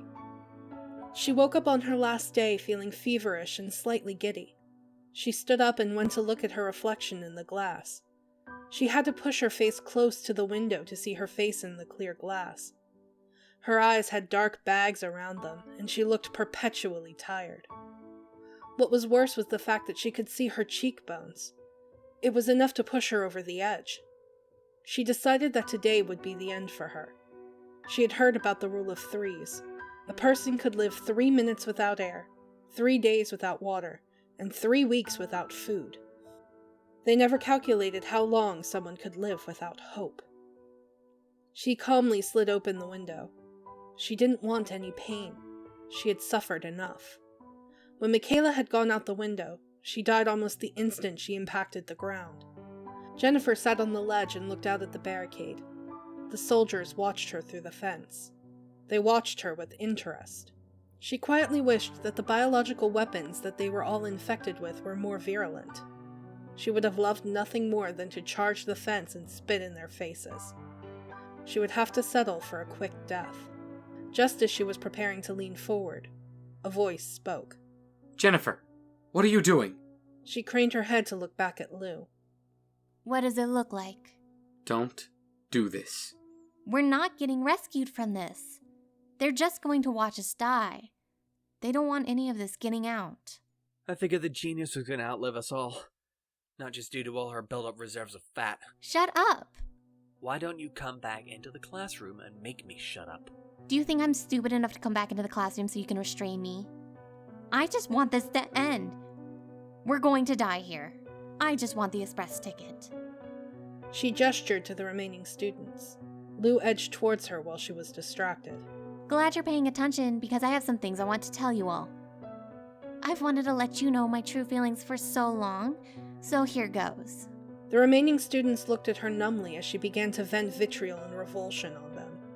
Jennifer spun around so she could face them all. She pointed at Harriet. Little Miss Perfect, you think you can get by in life with just your good looks? God, you're foolish. She pointed a trembling finger at Andrew, and he actually stepped back as if she had shot him. You are nothing but a shit stirrer. You killed Patrick and Michaela. Are 2 deaths enough to satiate you? Or will you only be satisfied by killing us all? Edward was next. You know it all. I know you're smart enough to realize how fucked we all are. She howled at Jonas. It should have been you. You should have died instead of him. She snarled at Lou. And you. You are the worst. A popular kid who acts like he gives a shit about us, but in reality he's just a cliquey exclusionist. Fuck you for trying to give us all hope in this hopeless situation. She leaned back to fall from the window, but Lou jumped forward and caught her by the arm. Help me out here! I can't hold her for long! Andrew turned away. After what she had said, he didn't care what happened to her. Harriet started forward to help Lou pull her back into the classroom, but something stopped her dead in her tracks. Jennifer's free hand slid into her front right pocket and she pulled out the butterfly knife. She began to open it with her free hand, hoping to use it to extricate herself from Lou's grasp. Jennifer watched the realization play across Lou's face. I did it. He thought I was just keeping him company while he smoked. I needed that. She let out a surprised cry as Lou let go of her hand and watched her plummet 3 floors to the ground below. The realization that Mr. Popularity had let her go dawned on her as she fell. The butterfly knife hit the ground and she quickly followed after it. It felt like she had been hit by an incredibly strong wave. She regained consciousness sometime later. It was the sound of shouting that woke her up. They sounded urgent. At first, she thought it was the other students, but as her mind cleared, she realized that they were coming from her left. She turned her head to the side and looked at the barricade. The soldiers were running around and some were shouting. She saw one raise his rifle and fire a few rounds. Were they rebelling? Was there some internal strife they didn't know about? She watched them for a few minutes. Some were fleeing, others were firing on them, while a few were returning fire. It was chaos. The soldiers abandoning their posts meant something. She wanted to puzzle over it some more, but a sudden blinding pain began in her chest. She bent her neck to look at her body. There was a rib bone sticking out of her chest. Blood trickled out of the hole. One leg was bent at an odd angle, and it looked like there was a lumpy mass within her leg that she quickly realized was her bone. A sudden lightheadedness swept over her. Jennifer wanted to sit up, but felt too woozy to manage that. Her breathing was shallow, and that led her to assume that when her rib had broken, it had pierced into her lung. She had wanted it to be quick, painless. When Michaela went, it was almost instantaneous. She had twitched spasmodically on the asphalt for a few seconds before stilling. Her face had looked so confused, as if she hadn't known what was happening. Why hadn't it happened to her? She listened to the soldiers screaming and shooting for a few minutes before the feeling of dizziness returned. She coughed, and wasn't surprised when a little bit of blood came up with the hacking fit. She reassured herself that it was the injury she had sustained in the fall, and not the onset of the infection. She laughed at the simple and stupid reassurance. It didn't really matter. She was fucked either way. That thought made her laugh harder. She contorted into a ball of manic laughing at the ridiculousness of it all.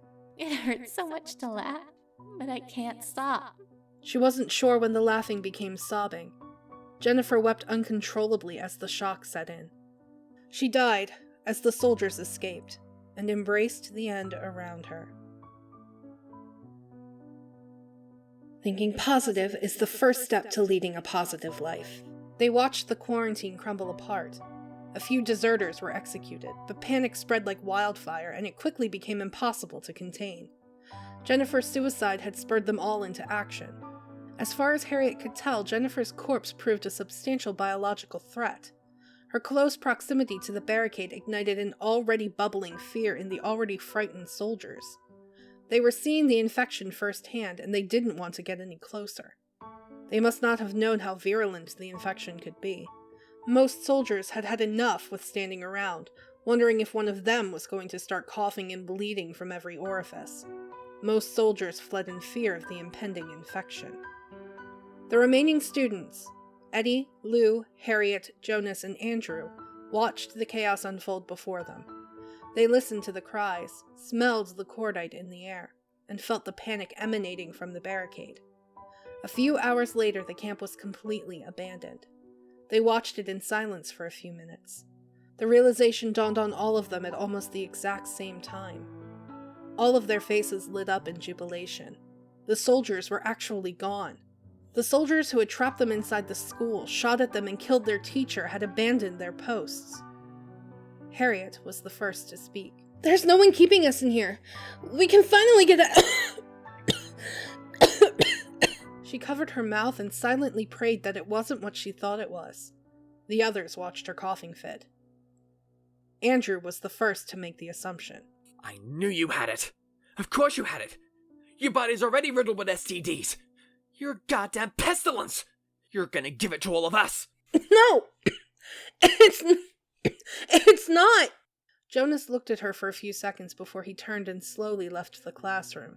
She couldn't tell what expression was on his face, whether it was fear or sorrow. There you have it. Even fucking Rain Man knows you're infected. Then just go! I can't risk your ass following us and spreading the sickness. You have to die here. Andrew took a step forward and she shrank back from him. She winced and squeezed her eyes shut. She expected to feel his hands wrap around her throat or push her towards a window. Those things didn't happen. She opened her eyes to see Eddie standing between her and Wakefield. You aren't touching a hair on her head. You're gonna have to kill me first. Wakefield stepped forward. Don't think I wouldn't. Eddie punched him. Hard. He staggered back and looked up with unbridled rage burning in his eyes. Seconds passed slowly between them. If you want to get one of her many infections, go ahead. Don't come crying to me when you're coughing and hacking from the clap. Still not a symptom of gonorrhea. Whatever, nerdlinger. Funk you. He turned around and left the classroom. The classroom was still as the grave. Harriet coughed again. Eddie looked at Lou. I'm staying with her. Something seemed to unfold between the two good friends. Lou realized that Eddie wasn't going to change his mind. He gave a slight nod to his friend and turned and left the classroom to go outside. The man recalls memories of a life that only he knows. Such beautiful and bittersweet memories. So it goes. Lou ran down the empty hallways. In his food-deprived mind, he imagined the students that had once walked these halls, and the small number who had called this place their tomb. It was an interesting dichotomy brought about by his degrading mental state. He had to catch up with Andrew Wakefield. He sprinted down 2 flights of stairs and reached the lobby. He paused for a few seconds. Fear welled up within him, and he wasn't sure he could actually bring himself to step outside. There were 2 things that gave him pause. The first was the sinking suspicion that the second he stepped outside, he would be torn apart by gunfire like their teacher. The second reason was hesitation. He didn't want to pass the corpse of Jennifer, who he had killed. He let her go, to fall to her death. He poked his head out the door, and after a few seconds he decided that there were no soldiers left. He stepped outside and felt the sun warm his skin. The air was fresh, and he realized that the school behind him smelled like decomposition. He had grown so accustomed to it that he hardly even noticed it. Lou walked up to Jennifer's body. Her body looked like a marionette that had been cut from its strings. Her limbs were splayed out in all directions and bent at odd angles. He knelt by her corpse and closed her eyes. A part of him wanted to spit on her corpse for killing his friend. But the other part just felt sad. Sad at what she had become. Sad at what they all had become. The sound of the chain-link fence drew his attention away from Jenny McCarthy. Andrew was a few yards away from him, rattling the fence of the barricade.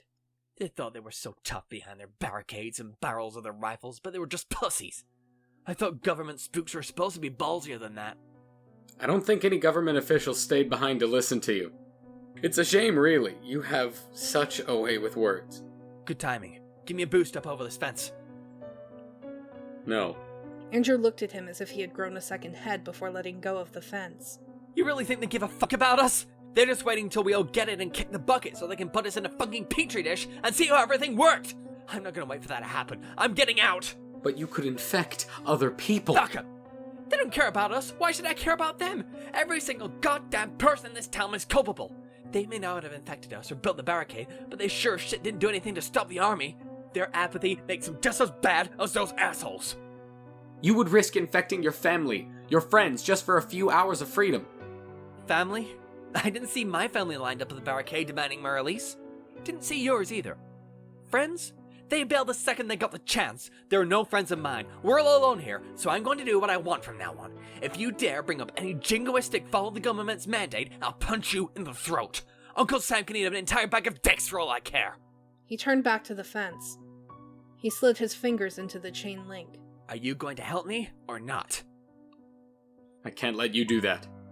You could infect them all. We can't risk it. I have family and friends out there. You're gonna stop me. Do you think you can stop me? I guess I have to. Andrew heavily sighed, let go of the fence, and cracked his knuckles while he approached the other student. His attempt at looking like an intimidating badass failed due to his starved and fatigued appearance. Lou solemnly realized that he was no better off. The lack of food had really equalized any advantage that one may have had over the other. Lou leaned back to avoid a punch meant to finish the fight quickly, and delivered a quick jab to Andrew's solar plexus.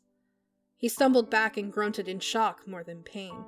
A lack of food had robbed his attacks of any real power, and left everything feeling dull and muted. The stunned student quickly recovered, and charged forward while throwing a haymaker, hoping to catch him off guard. The musician sidestepped the blow, and the instigator lost balance and fell to the ground. Lu turned to the fallen students and realized how hard it was for him to maintain his balance. He would have to end this fight quick, or run the risk of passing out from exhaustion. Lu closed in to pin him to the ground, but Andrew pushed off the ground and lashed out at the approaching man with his foot as hard as he could. Lu was lucky that the attack glanced off his leg rather than hitting him in the knee. A few inches lower, and that kick would have shattered his patella. The force of the kick sent him tottering backwards, and he fell into the fence. The exertion had left both feeling dizzy, but neither wanted to give up. Both boys struggled to their feet to continue the conflict that had been bubbling within them ever since they were put into quarantine. MK Ultra was a US government-funded project focusing on finding a truth serum to out communist spies. Mind-altering drugs and torture was inflicted on unwilling participants. Andrew got to his feet first and charged Lu and pinned him up against the fence. With his target pinioned against the fence, he quickly unleashed a flurry of blows directed at his abdomen. The musician could only try to fend off the blows, and the urge to empty his already empty stomach. The fence shivered and clinked under the force of Andrew's onslaught. The blitz lasted until Lu managed to drive his knee into the instigator's stomach and pushed him back. Lu Pasture grabbed Andrew Wakefield and tripped up his feet while pushing him back. The two crashed to the ground with Lu on top, pinning him down. Wakefield shielded his face as Pasture rained punches down on him.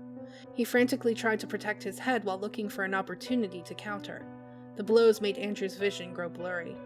His perfect opportunity arose when his aggressor leaned back to deliver a strong punch. His hand struck out and caught Lu in the space between his shoulder and chest. His thumb dug into the stab wound that Lu had sustained in his fight with Geraldo. His thumb probed and tore deep into the wound, and reopened any of his body's attempts of closing over the injury. He grasped at Andrew's hand and found he couldn't knock away or dislodge it. The pain was so sudden and intense that he tried to lean away from the injury. Andrew sat forward and brought his free left hand to the side of Lu's face.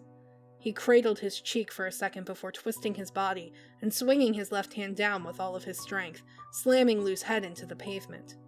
He quickly moved on top of the stunned man and straddled his stomach so he couldn't wriggle free. His hands laced around his throat, and he slammed Lu's head back against the pavement.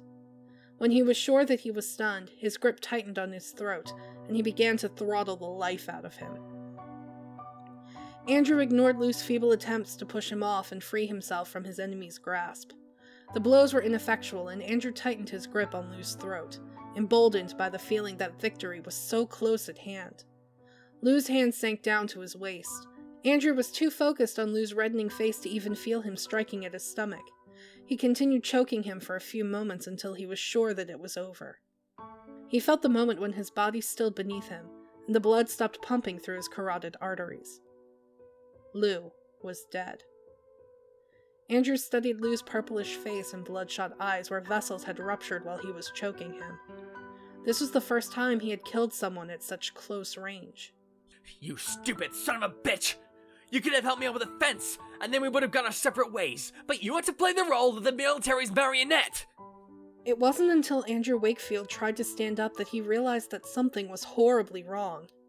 He stared dumbfounded at the crimson stain slowly blooming through his shirt. It took him a few seconds for the intense pain to register. It felt like there was a ball of fire in his belly. He was confused, until he saw what Lu was clutching in his slowly cooling hand. The butterfly knife peeked out from the musician's clenched fist. It wasn't until his mind connected the pieces that were before him that he gave an impotent roar. He gingerly lifted his shirt and gaped in horror at the 3 stab wounds in his gut. He shakily rose to his feet and walked towards the barricade. His hands clutched at his stomach in response to the morbid thought that his intestines might slip out from his belly and begin flapping obscenely against his waist if he didn't apply pressure. When he was close enough, his fingers gripped the chain-link fence, and he tried to pull himself up. He had the sudden horrifying thought that his intestines would get caught in the fence, and he would disembowel himself during his attempt to escape. Pain flared up in the core of his body at his attempt to scale the fence. He dropped back down to the pavement below him. He felt sick to his stomach, and tasted copper. He pressed his back to the fence and sank down to the ground. He numbly realized that there was no way he was going to climb the fence in his condition. So close to the gates of heaven, only to find them barred. He told himself he was weeping from the pain of the multiple stab wounds in his stomach, but it was something more than that. He was dying, and he knew it. It wasn't the thought of death that made him break down, but the fact that he was so close to escaping. He cried, and through misty eyes he watched the blood slowly drain out of him and pool below. The world was slowly beginning to dull and turn monochrome. Andrew Wakefield's last thoughts were slightly reassuring to him. At least the government isn't going to strap me down to a gurney and vivisect me. He died with freedom a few feet away. Proceedings of the National Academy of the Sciences have theorized that oxytocin can stimulate feelings of affection, but can also trigger interpersonal conflict and aggression. Edward Jenner sank into a chair as soon as Andrew and Lou left the room. Punching that asshole in the face had taken more out of him than he realized. His adrenaline was working overtime, and it wasn't making the starvation pains in his stomach feel any better. He knew that if Andrew had started a fight, he probably would have been thoroughly trounced. It was his lucky day. That thought came out sounding ironic. He blew out a deep breath and was about to ask Harriet Patricia Wagnert how she was when she broke down in tears. Her body seemed to sag like a massive weight had been dropped onto her shoulders. She covered her mouth and eyes and wept into her hands. It stifled the noise a little, but it was still a heart-rending sound. Eddie tried to remember if he had ever seen Harriet cry. He thought back to all of the horrible things they had seen. Their teacher shot to death in front of them, Patrick Finnegan's death, and Michaela's execution. He realized that she hadn't cried that entire time. Now that it was practically the end, she couldn't help but let out her pent-up hopelessness. He thought that it would be best to give her some time to herself, but something made him step forward. He had never really tried to comfort someone so emotionally distraught before. The thought of saying or doing something wrong was typically a strong enough motivator to dissuade him, but at this point that thought was a dull buzzing buried before a wall of starved delirium. She was so wrapped up in breaking down that she didn't notice Eddie until he was a few feet away. She looked at him, her eyes bloodshot and tears streaming down her face. His words caught in his throat and came rattling out of his mouth. Just let it out. Harriet caught Eddie off guard when she buried her face into his chest and wept. Unsure of what to do, Eddie just stood there and let her weep against him for a few minutes. He could only mumble words that he thought were reassuring. Let it all out. The floodgates broke and deep sobs racked her body. You've been so strong and optimistic for us all. Just let it all out. He raised an arm and wrapped it around her shoulders, unsure of what else he could do. She continued to suppurate, and Eddie continued to hold her. Harriet slowly pulled away and stared down at her feet. Eddie realized that she was doing the same posturing he himself exhibited when he was in an awkward situation. Sorry about drenching your shirt. Eddie looked down and realized that her tears had soaked into his shirt. Don't worry about it. I think it was pretty dirty to begin with. She laughed at the slight joke. They had worn the same clothes for over 2 weeks now, and there was little anyone could do to make them smell worse than they had already smelled. Why? Why did you stand up for me? I'm probably infected. I guess it was because you've done so much to keep everyone's spirits up that to not help you in your time of need just seemed like a stupid thing to do. You're a great person, and I knew that I couldn't let him kill you. Besides... He let those words trail and felt them die in the air. He didn't want to finish that train of thought. It seemed exploitative to say that now. Harriet straightened up. What have we become? We watched Andrew kick Michaela out a window, and Jennifer fall to her death, and we just let it happen. So many people have died, and we just... She was on the verge of breaking into a fresh set of tears, so Edward said the only thing that he felt comfortable saying. We did the only thing we could do. Nothing. There was nothing we could have done. And we can't keep looking back at our mistakes. She looked glumly at him. Thanks. For everything. She closed the distance between them and kissed his cheek. He flushed at his first exposure to any form of affection from the opposite sex. Edward's face began to feel hot, and he desperately wished she wasn't looking right at him. "Are you blushing?" He hadn't realized that he had begun to blush from just a peck on the cheek. No, I'm just... It's just adorable. There was a pregnant pause in the classroom. The somber mood had been replaced by something else entirely that he hadn't experienced or known before. Harriet looked at Edward, who stared back at her. He sensed that there was something between them. He shut off that questioning voice in his mind and did what he had wanted to do since he had first met her a few years ago. He reached a hand up and brushed a stray lock of hair away from her face, before she leaned in and kissed him. It was his first real kiss. It was romantic. The grass will always be greener on the other side. Harriet just let the moment sweep over her like a wave and guide her along. One moment she was passionately kissing Edward Jenner, and the next she was pushing him onto his back. He gave slight resistance, but he was also caught up in the moment. She was surprised by how sweet his breath tasted against her probing mouth. He kept rising to meet her, but she kept pressing him back down. It wasn't until her hands found his belt buckle and started to undo it that he finally spoke up. He pulled away from her. I don't think... Maybe we should hold off for a bit? She pulled him into a quick kiss. There's no time like the present. I want this. Don't you want the same thing? She studied his face and read that he wanted the same thing, but was just a little more hesitant. There was something holding him back. Are you a virgin? He looked at her for a few seconds as if he was trying to decide. I am. Do you want to stop then? She slowly began to lift her weight off him, but found his hands at her waist, pulling her back down against him. There is nothing more that I want in this world than to be with you. Right here. Right now. She leaned forward and swallowed him up in a wave of kisses. The moment was extremely ephemeral. One moment they were free of their clothes, the next he was inside her, and then he was done. It was not completely unpleasurable, but it did leave something to be desired. He remained inside her, savoring the moment. He looked into her kind and gentle eyes and was about ready to apologize when she began to cough. She coughed up a red fine mist that spattered on Edward's cheek and into his eye. Both felt their breath catch in their throat from the shock of what just happened. Harriet had just coughed blood in Edward's face. She was most likely infected, and it was probable that he was now contaminated. He wiped the crimson stain from his face, which only succeeded in smearing it. You gotta get away! Not going anywhere. What are you talking about? You have to get out of here before I infect you! Edward looked her in the eyes. I don't care about that. I just want to be here with you. Besides, not being with you sounds like a fate worse than death. He hugged her tight to his body, and she could feel his heart beating through his chest. It was a comforting sensation. When he pulled back, her eyes were misting up. He planted a kiss on her forehead. She brought her hand up around the back of his neck and pulled him into another kiss. They made love for the second time that day. They spooned in the afterglow. The sensation of Eddie's hot breath puffing against the back of her neck made her hair stand on end. So what now? He paused a second, as if weighing all of his options. I have no idea.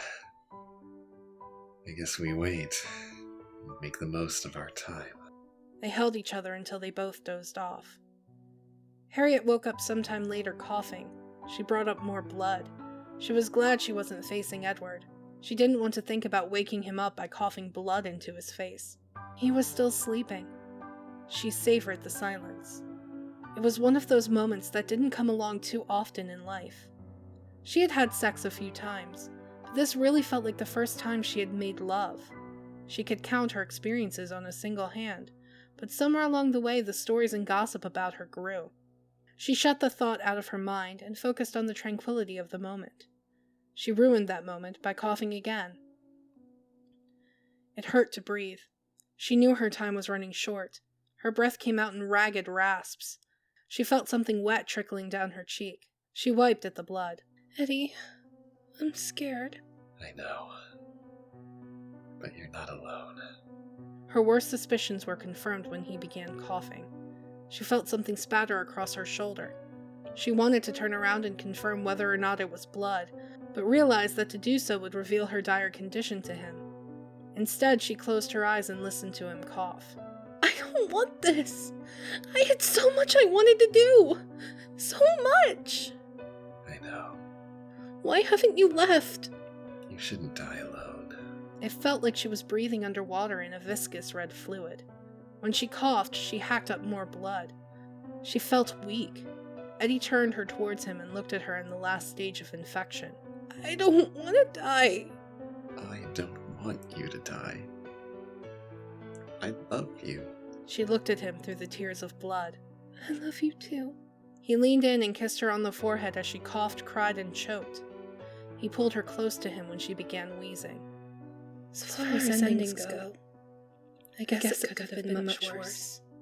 She wanted to tell Eddie something, but found she didn't have the strength to speak. She was so exhausted. They held each other and waited for the end to take them. Most likely we are all infected, myself included.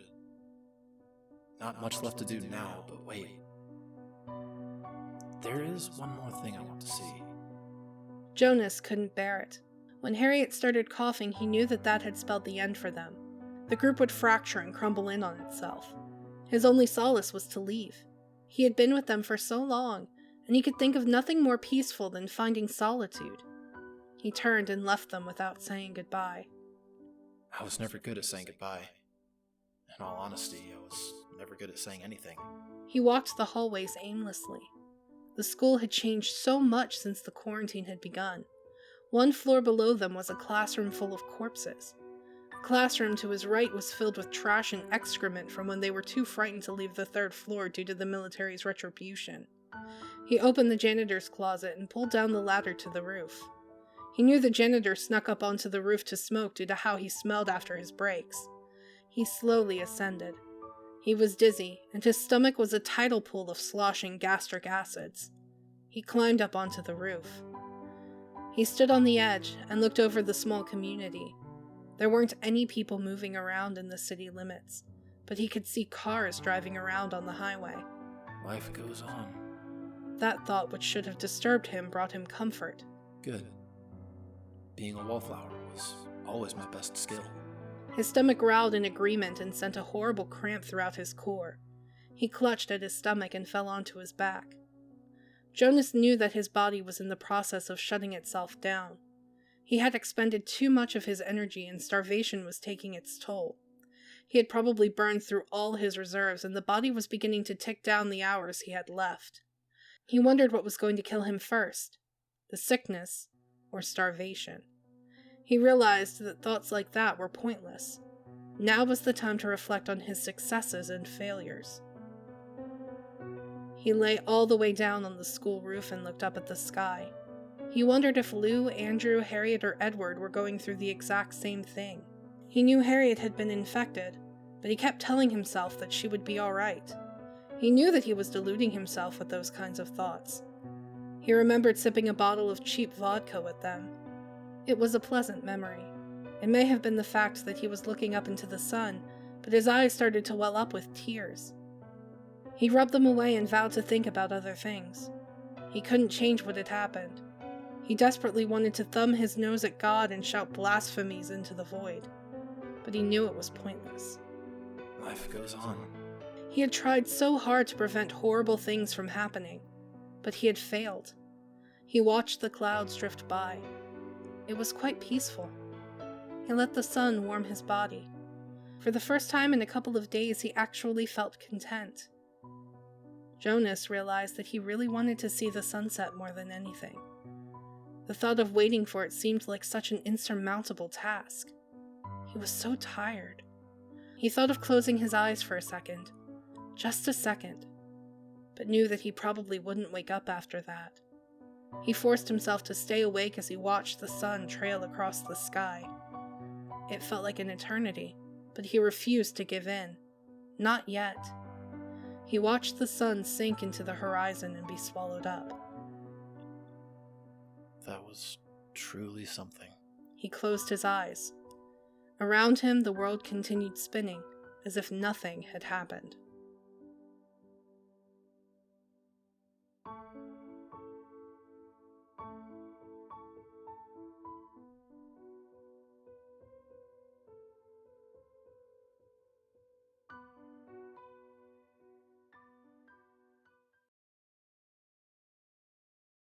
He was a triathlete.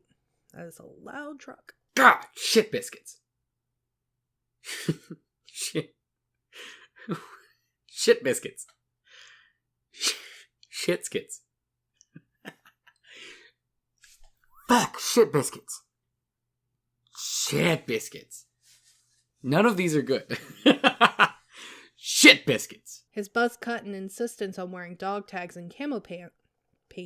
Camo paints? He's wearing no clothes, just painted himself to look like camo. Fuck. He's right. We need to hear them out. Those guys know what they're doing, and we should at least wait to hear their reason. Gosh. Bunch of idiots. We're bored up here. Looks like fuck. So the asshole brings it to school and pops it right before chemistry class. The teacher runs out for help and tells us to wait where we are, and then those douche nozzles... Blech. That sucks. Anybody come to see you guys yet? No, that was terrible. That sucks. Anybody come to... Fuck. Farts. Then snotty bitch tries to be all sassy and whatnot. Where the hell is it? This is horrible audio, I know. Whoa, princesa. They mean what they say. Let's not push them to make any split second. This is blah blah blah blah. Princesa. They mean what they say. Let's not push them to make any split-second decisions which will end with us getting rated like Swiss cheese. Do you understand me, you fucking bitch? Princesa, they mean what they say. Let's not push them to make any split-second decisions which will end with us getting rated like Swiss cheese. Okay? Stop with the bullshit. You may be a snotty, rich, white bitch, but that doesn't give you the fucking rights. The 10 students, including Jonas, went to the window to look out at the barricade. Come on, what is with all the loud fucking cars? It's like every other sentence. It was a disheartening sign, but what was even more disencouraging? Wow. And the glass? What? Fuck. My name is Harriet You must be a stupid motherfucker if you think we're gonna eat this bullshit hunk. You must be a stupid motherfucker if you think we're gonna eat this bullshit hunk. Hook, line, and sinker. Blech. Jonas's hands clenched into a ball and he... Oh, Hana's home. Guess I'm stopping for now. His right hand keeps tracking back to his pocket. A talisman or a lucky charm? Given the situations in which he touches his pocket, indicates some sort of weapon. Mace or a knife? Shit, that's not a question. Jonas, Patrick, and Michaela would watch the shoulders. They'd watch the... Fuck. Eddie looks paler than a porcelain doll, and Lou can't handle his liquor. There were no signs that doctors had been present in their treatment. There were no signs that doctors had been present. There were no signs the doctors had been present or any treatment was given. They watched with... Ow, I just bit my tongue. The vodka could only be described as cheap with its plastic shatterproof bottle, and its taste that was like drinking lighter fluid. His amiability will make him an effective leader in this situation, and that was a really awkward pause. So here we go again. Third time. Wait, third? I wish. Most likely he has oppositional defiance disorder. God, I cannot say that word correctly right now. He stretched and looked around classroom. Lou and Joe about mooning a group of soldiers. She doesn't feel like talking to a limp dip. Limp dip. Yes, a limp dip. Can it, nerdlinger? This big dumbox may not have been infected then, but look at him now. He's coughing more than his This is so hard to say. He's coughing more than a tuberculosis. He turned to the class, some of which were on the floor, some of which were struggling against the hands that held them now, all of which were staring in abject Abject. Abject. He turned to the class, some of which were on the floor, some of which were struggling against the hands that held them now, all of which were staring in abject terror. Terror, that word is terror, not horror. He turned to the class, some of which were on the floor, some of which were struggling against the hands that held them now, all of which were staring in abject... What happens if the note... No. Ay, me duele tanto. Me duele tanto. Está loca. Estaba en una así You had to instigate and prick and prod, didn't you? You had to fucking shit 'em, fuck 'em all.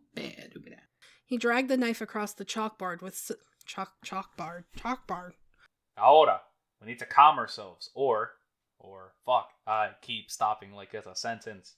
We're not going to escape with that, and thinking it'll restore order will only going form police store. Yes.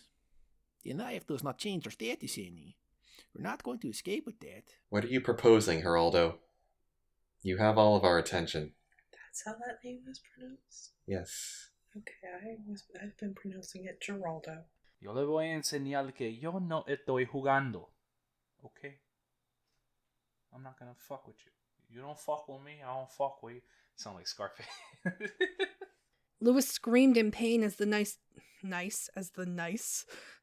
He's killing him with kindness. No es mi culpa. Quise. I'm dead. You put the subtitles. Dies in Spanish. Please add that to the video. Dies in Spanish. If you can edit the fucking captions. Dies in Spanish. Or just have it as the as the video when I die. Dies in Spanish. Alright, let me try the mama one more time. We tell them the truth, Jonas. When I tell the others, you keep an eye on them. Fuck, I did it again. There's not a comma. There's a period. And I'm a dumb bitch. Okay. We move him behind the parking lot. Fuck. Barry. We bop. Beep-a-deep-bop. Scooby-dee-beep-bap-a-doop-bap-bow. I don't know how to fucking read. Okay. Their supply had been used up, and the military had not brought in any rashes or rashes? What? What did I say? You're goddamn pestilent. You're gonna Most likely we're all infected, myself included. Not much left to do now, but wait. But wait, there's more! And he could think of nothing more peaceful than finding solution. No, that says solitude. Hey guys, do you like our content? Do you want to support the show? Click the link in the description below to visit our donation page. All proceeds go towards new and better equipment and games you want to see us play. Everyone who donates will get a special shout out at the end of future videos, and we're currently working on setting up some special perks for you. If you don't want to donate, that's okay too. You can support us by subscribing and clicking that bell icon so you get notified whenever we put out a new video. A huge thank you to Kyle Sheridan for donating and helping to keep our show going. Thank you so much for checking out today's story. A huge thank you to my friends Alex Oakley, Violet Legacy, Step by Voice, Hana Uta, Ozzy Snedden, S. Forsberg, Mattingham, Ellie Mars, Mel Teach, Emperor Capybara, Adam Lloyd, Lily Leaves, Stephen McLean, and Stephen Province for helping me out today. Make sure to give them some love. Links in the description down below. If you'd like to see yesterday's story, click that box on the left. Or if you'd like to see something a little different, click that box on the right to check out our latest Let's Voice Act series. Thanks for watching. Stay creepy, everybody.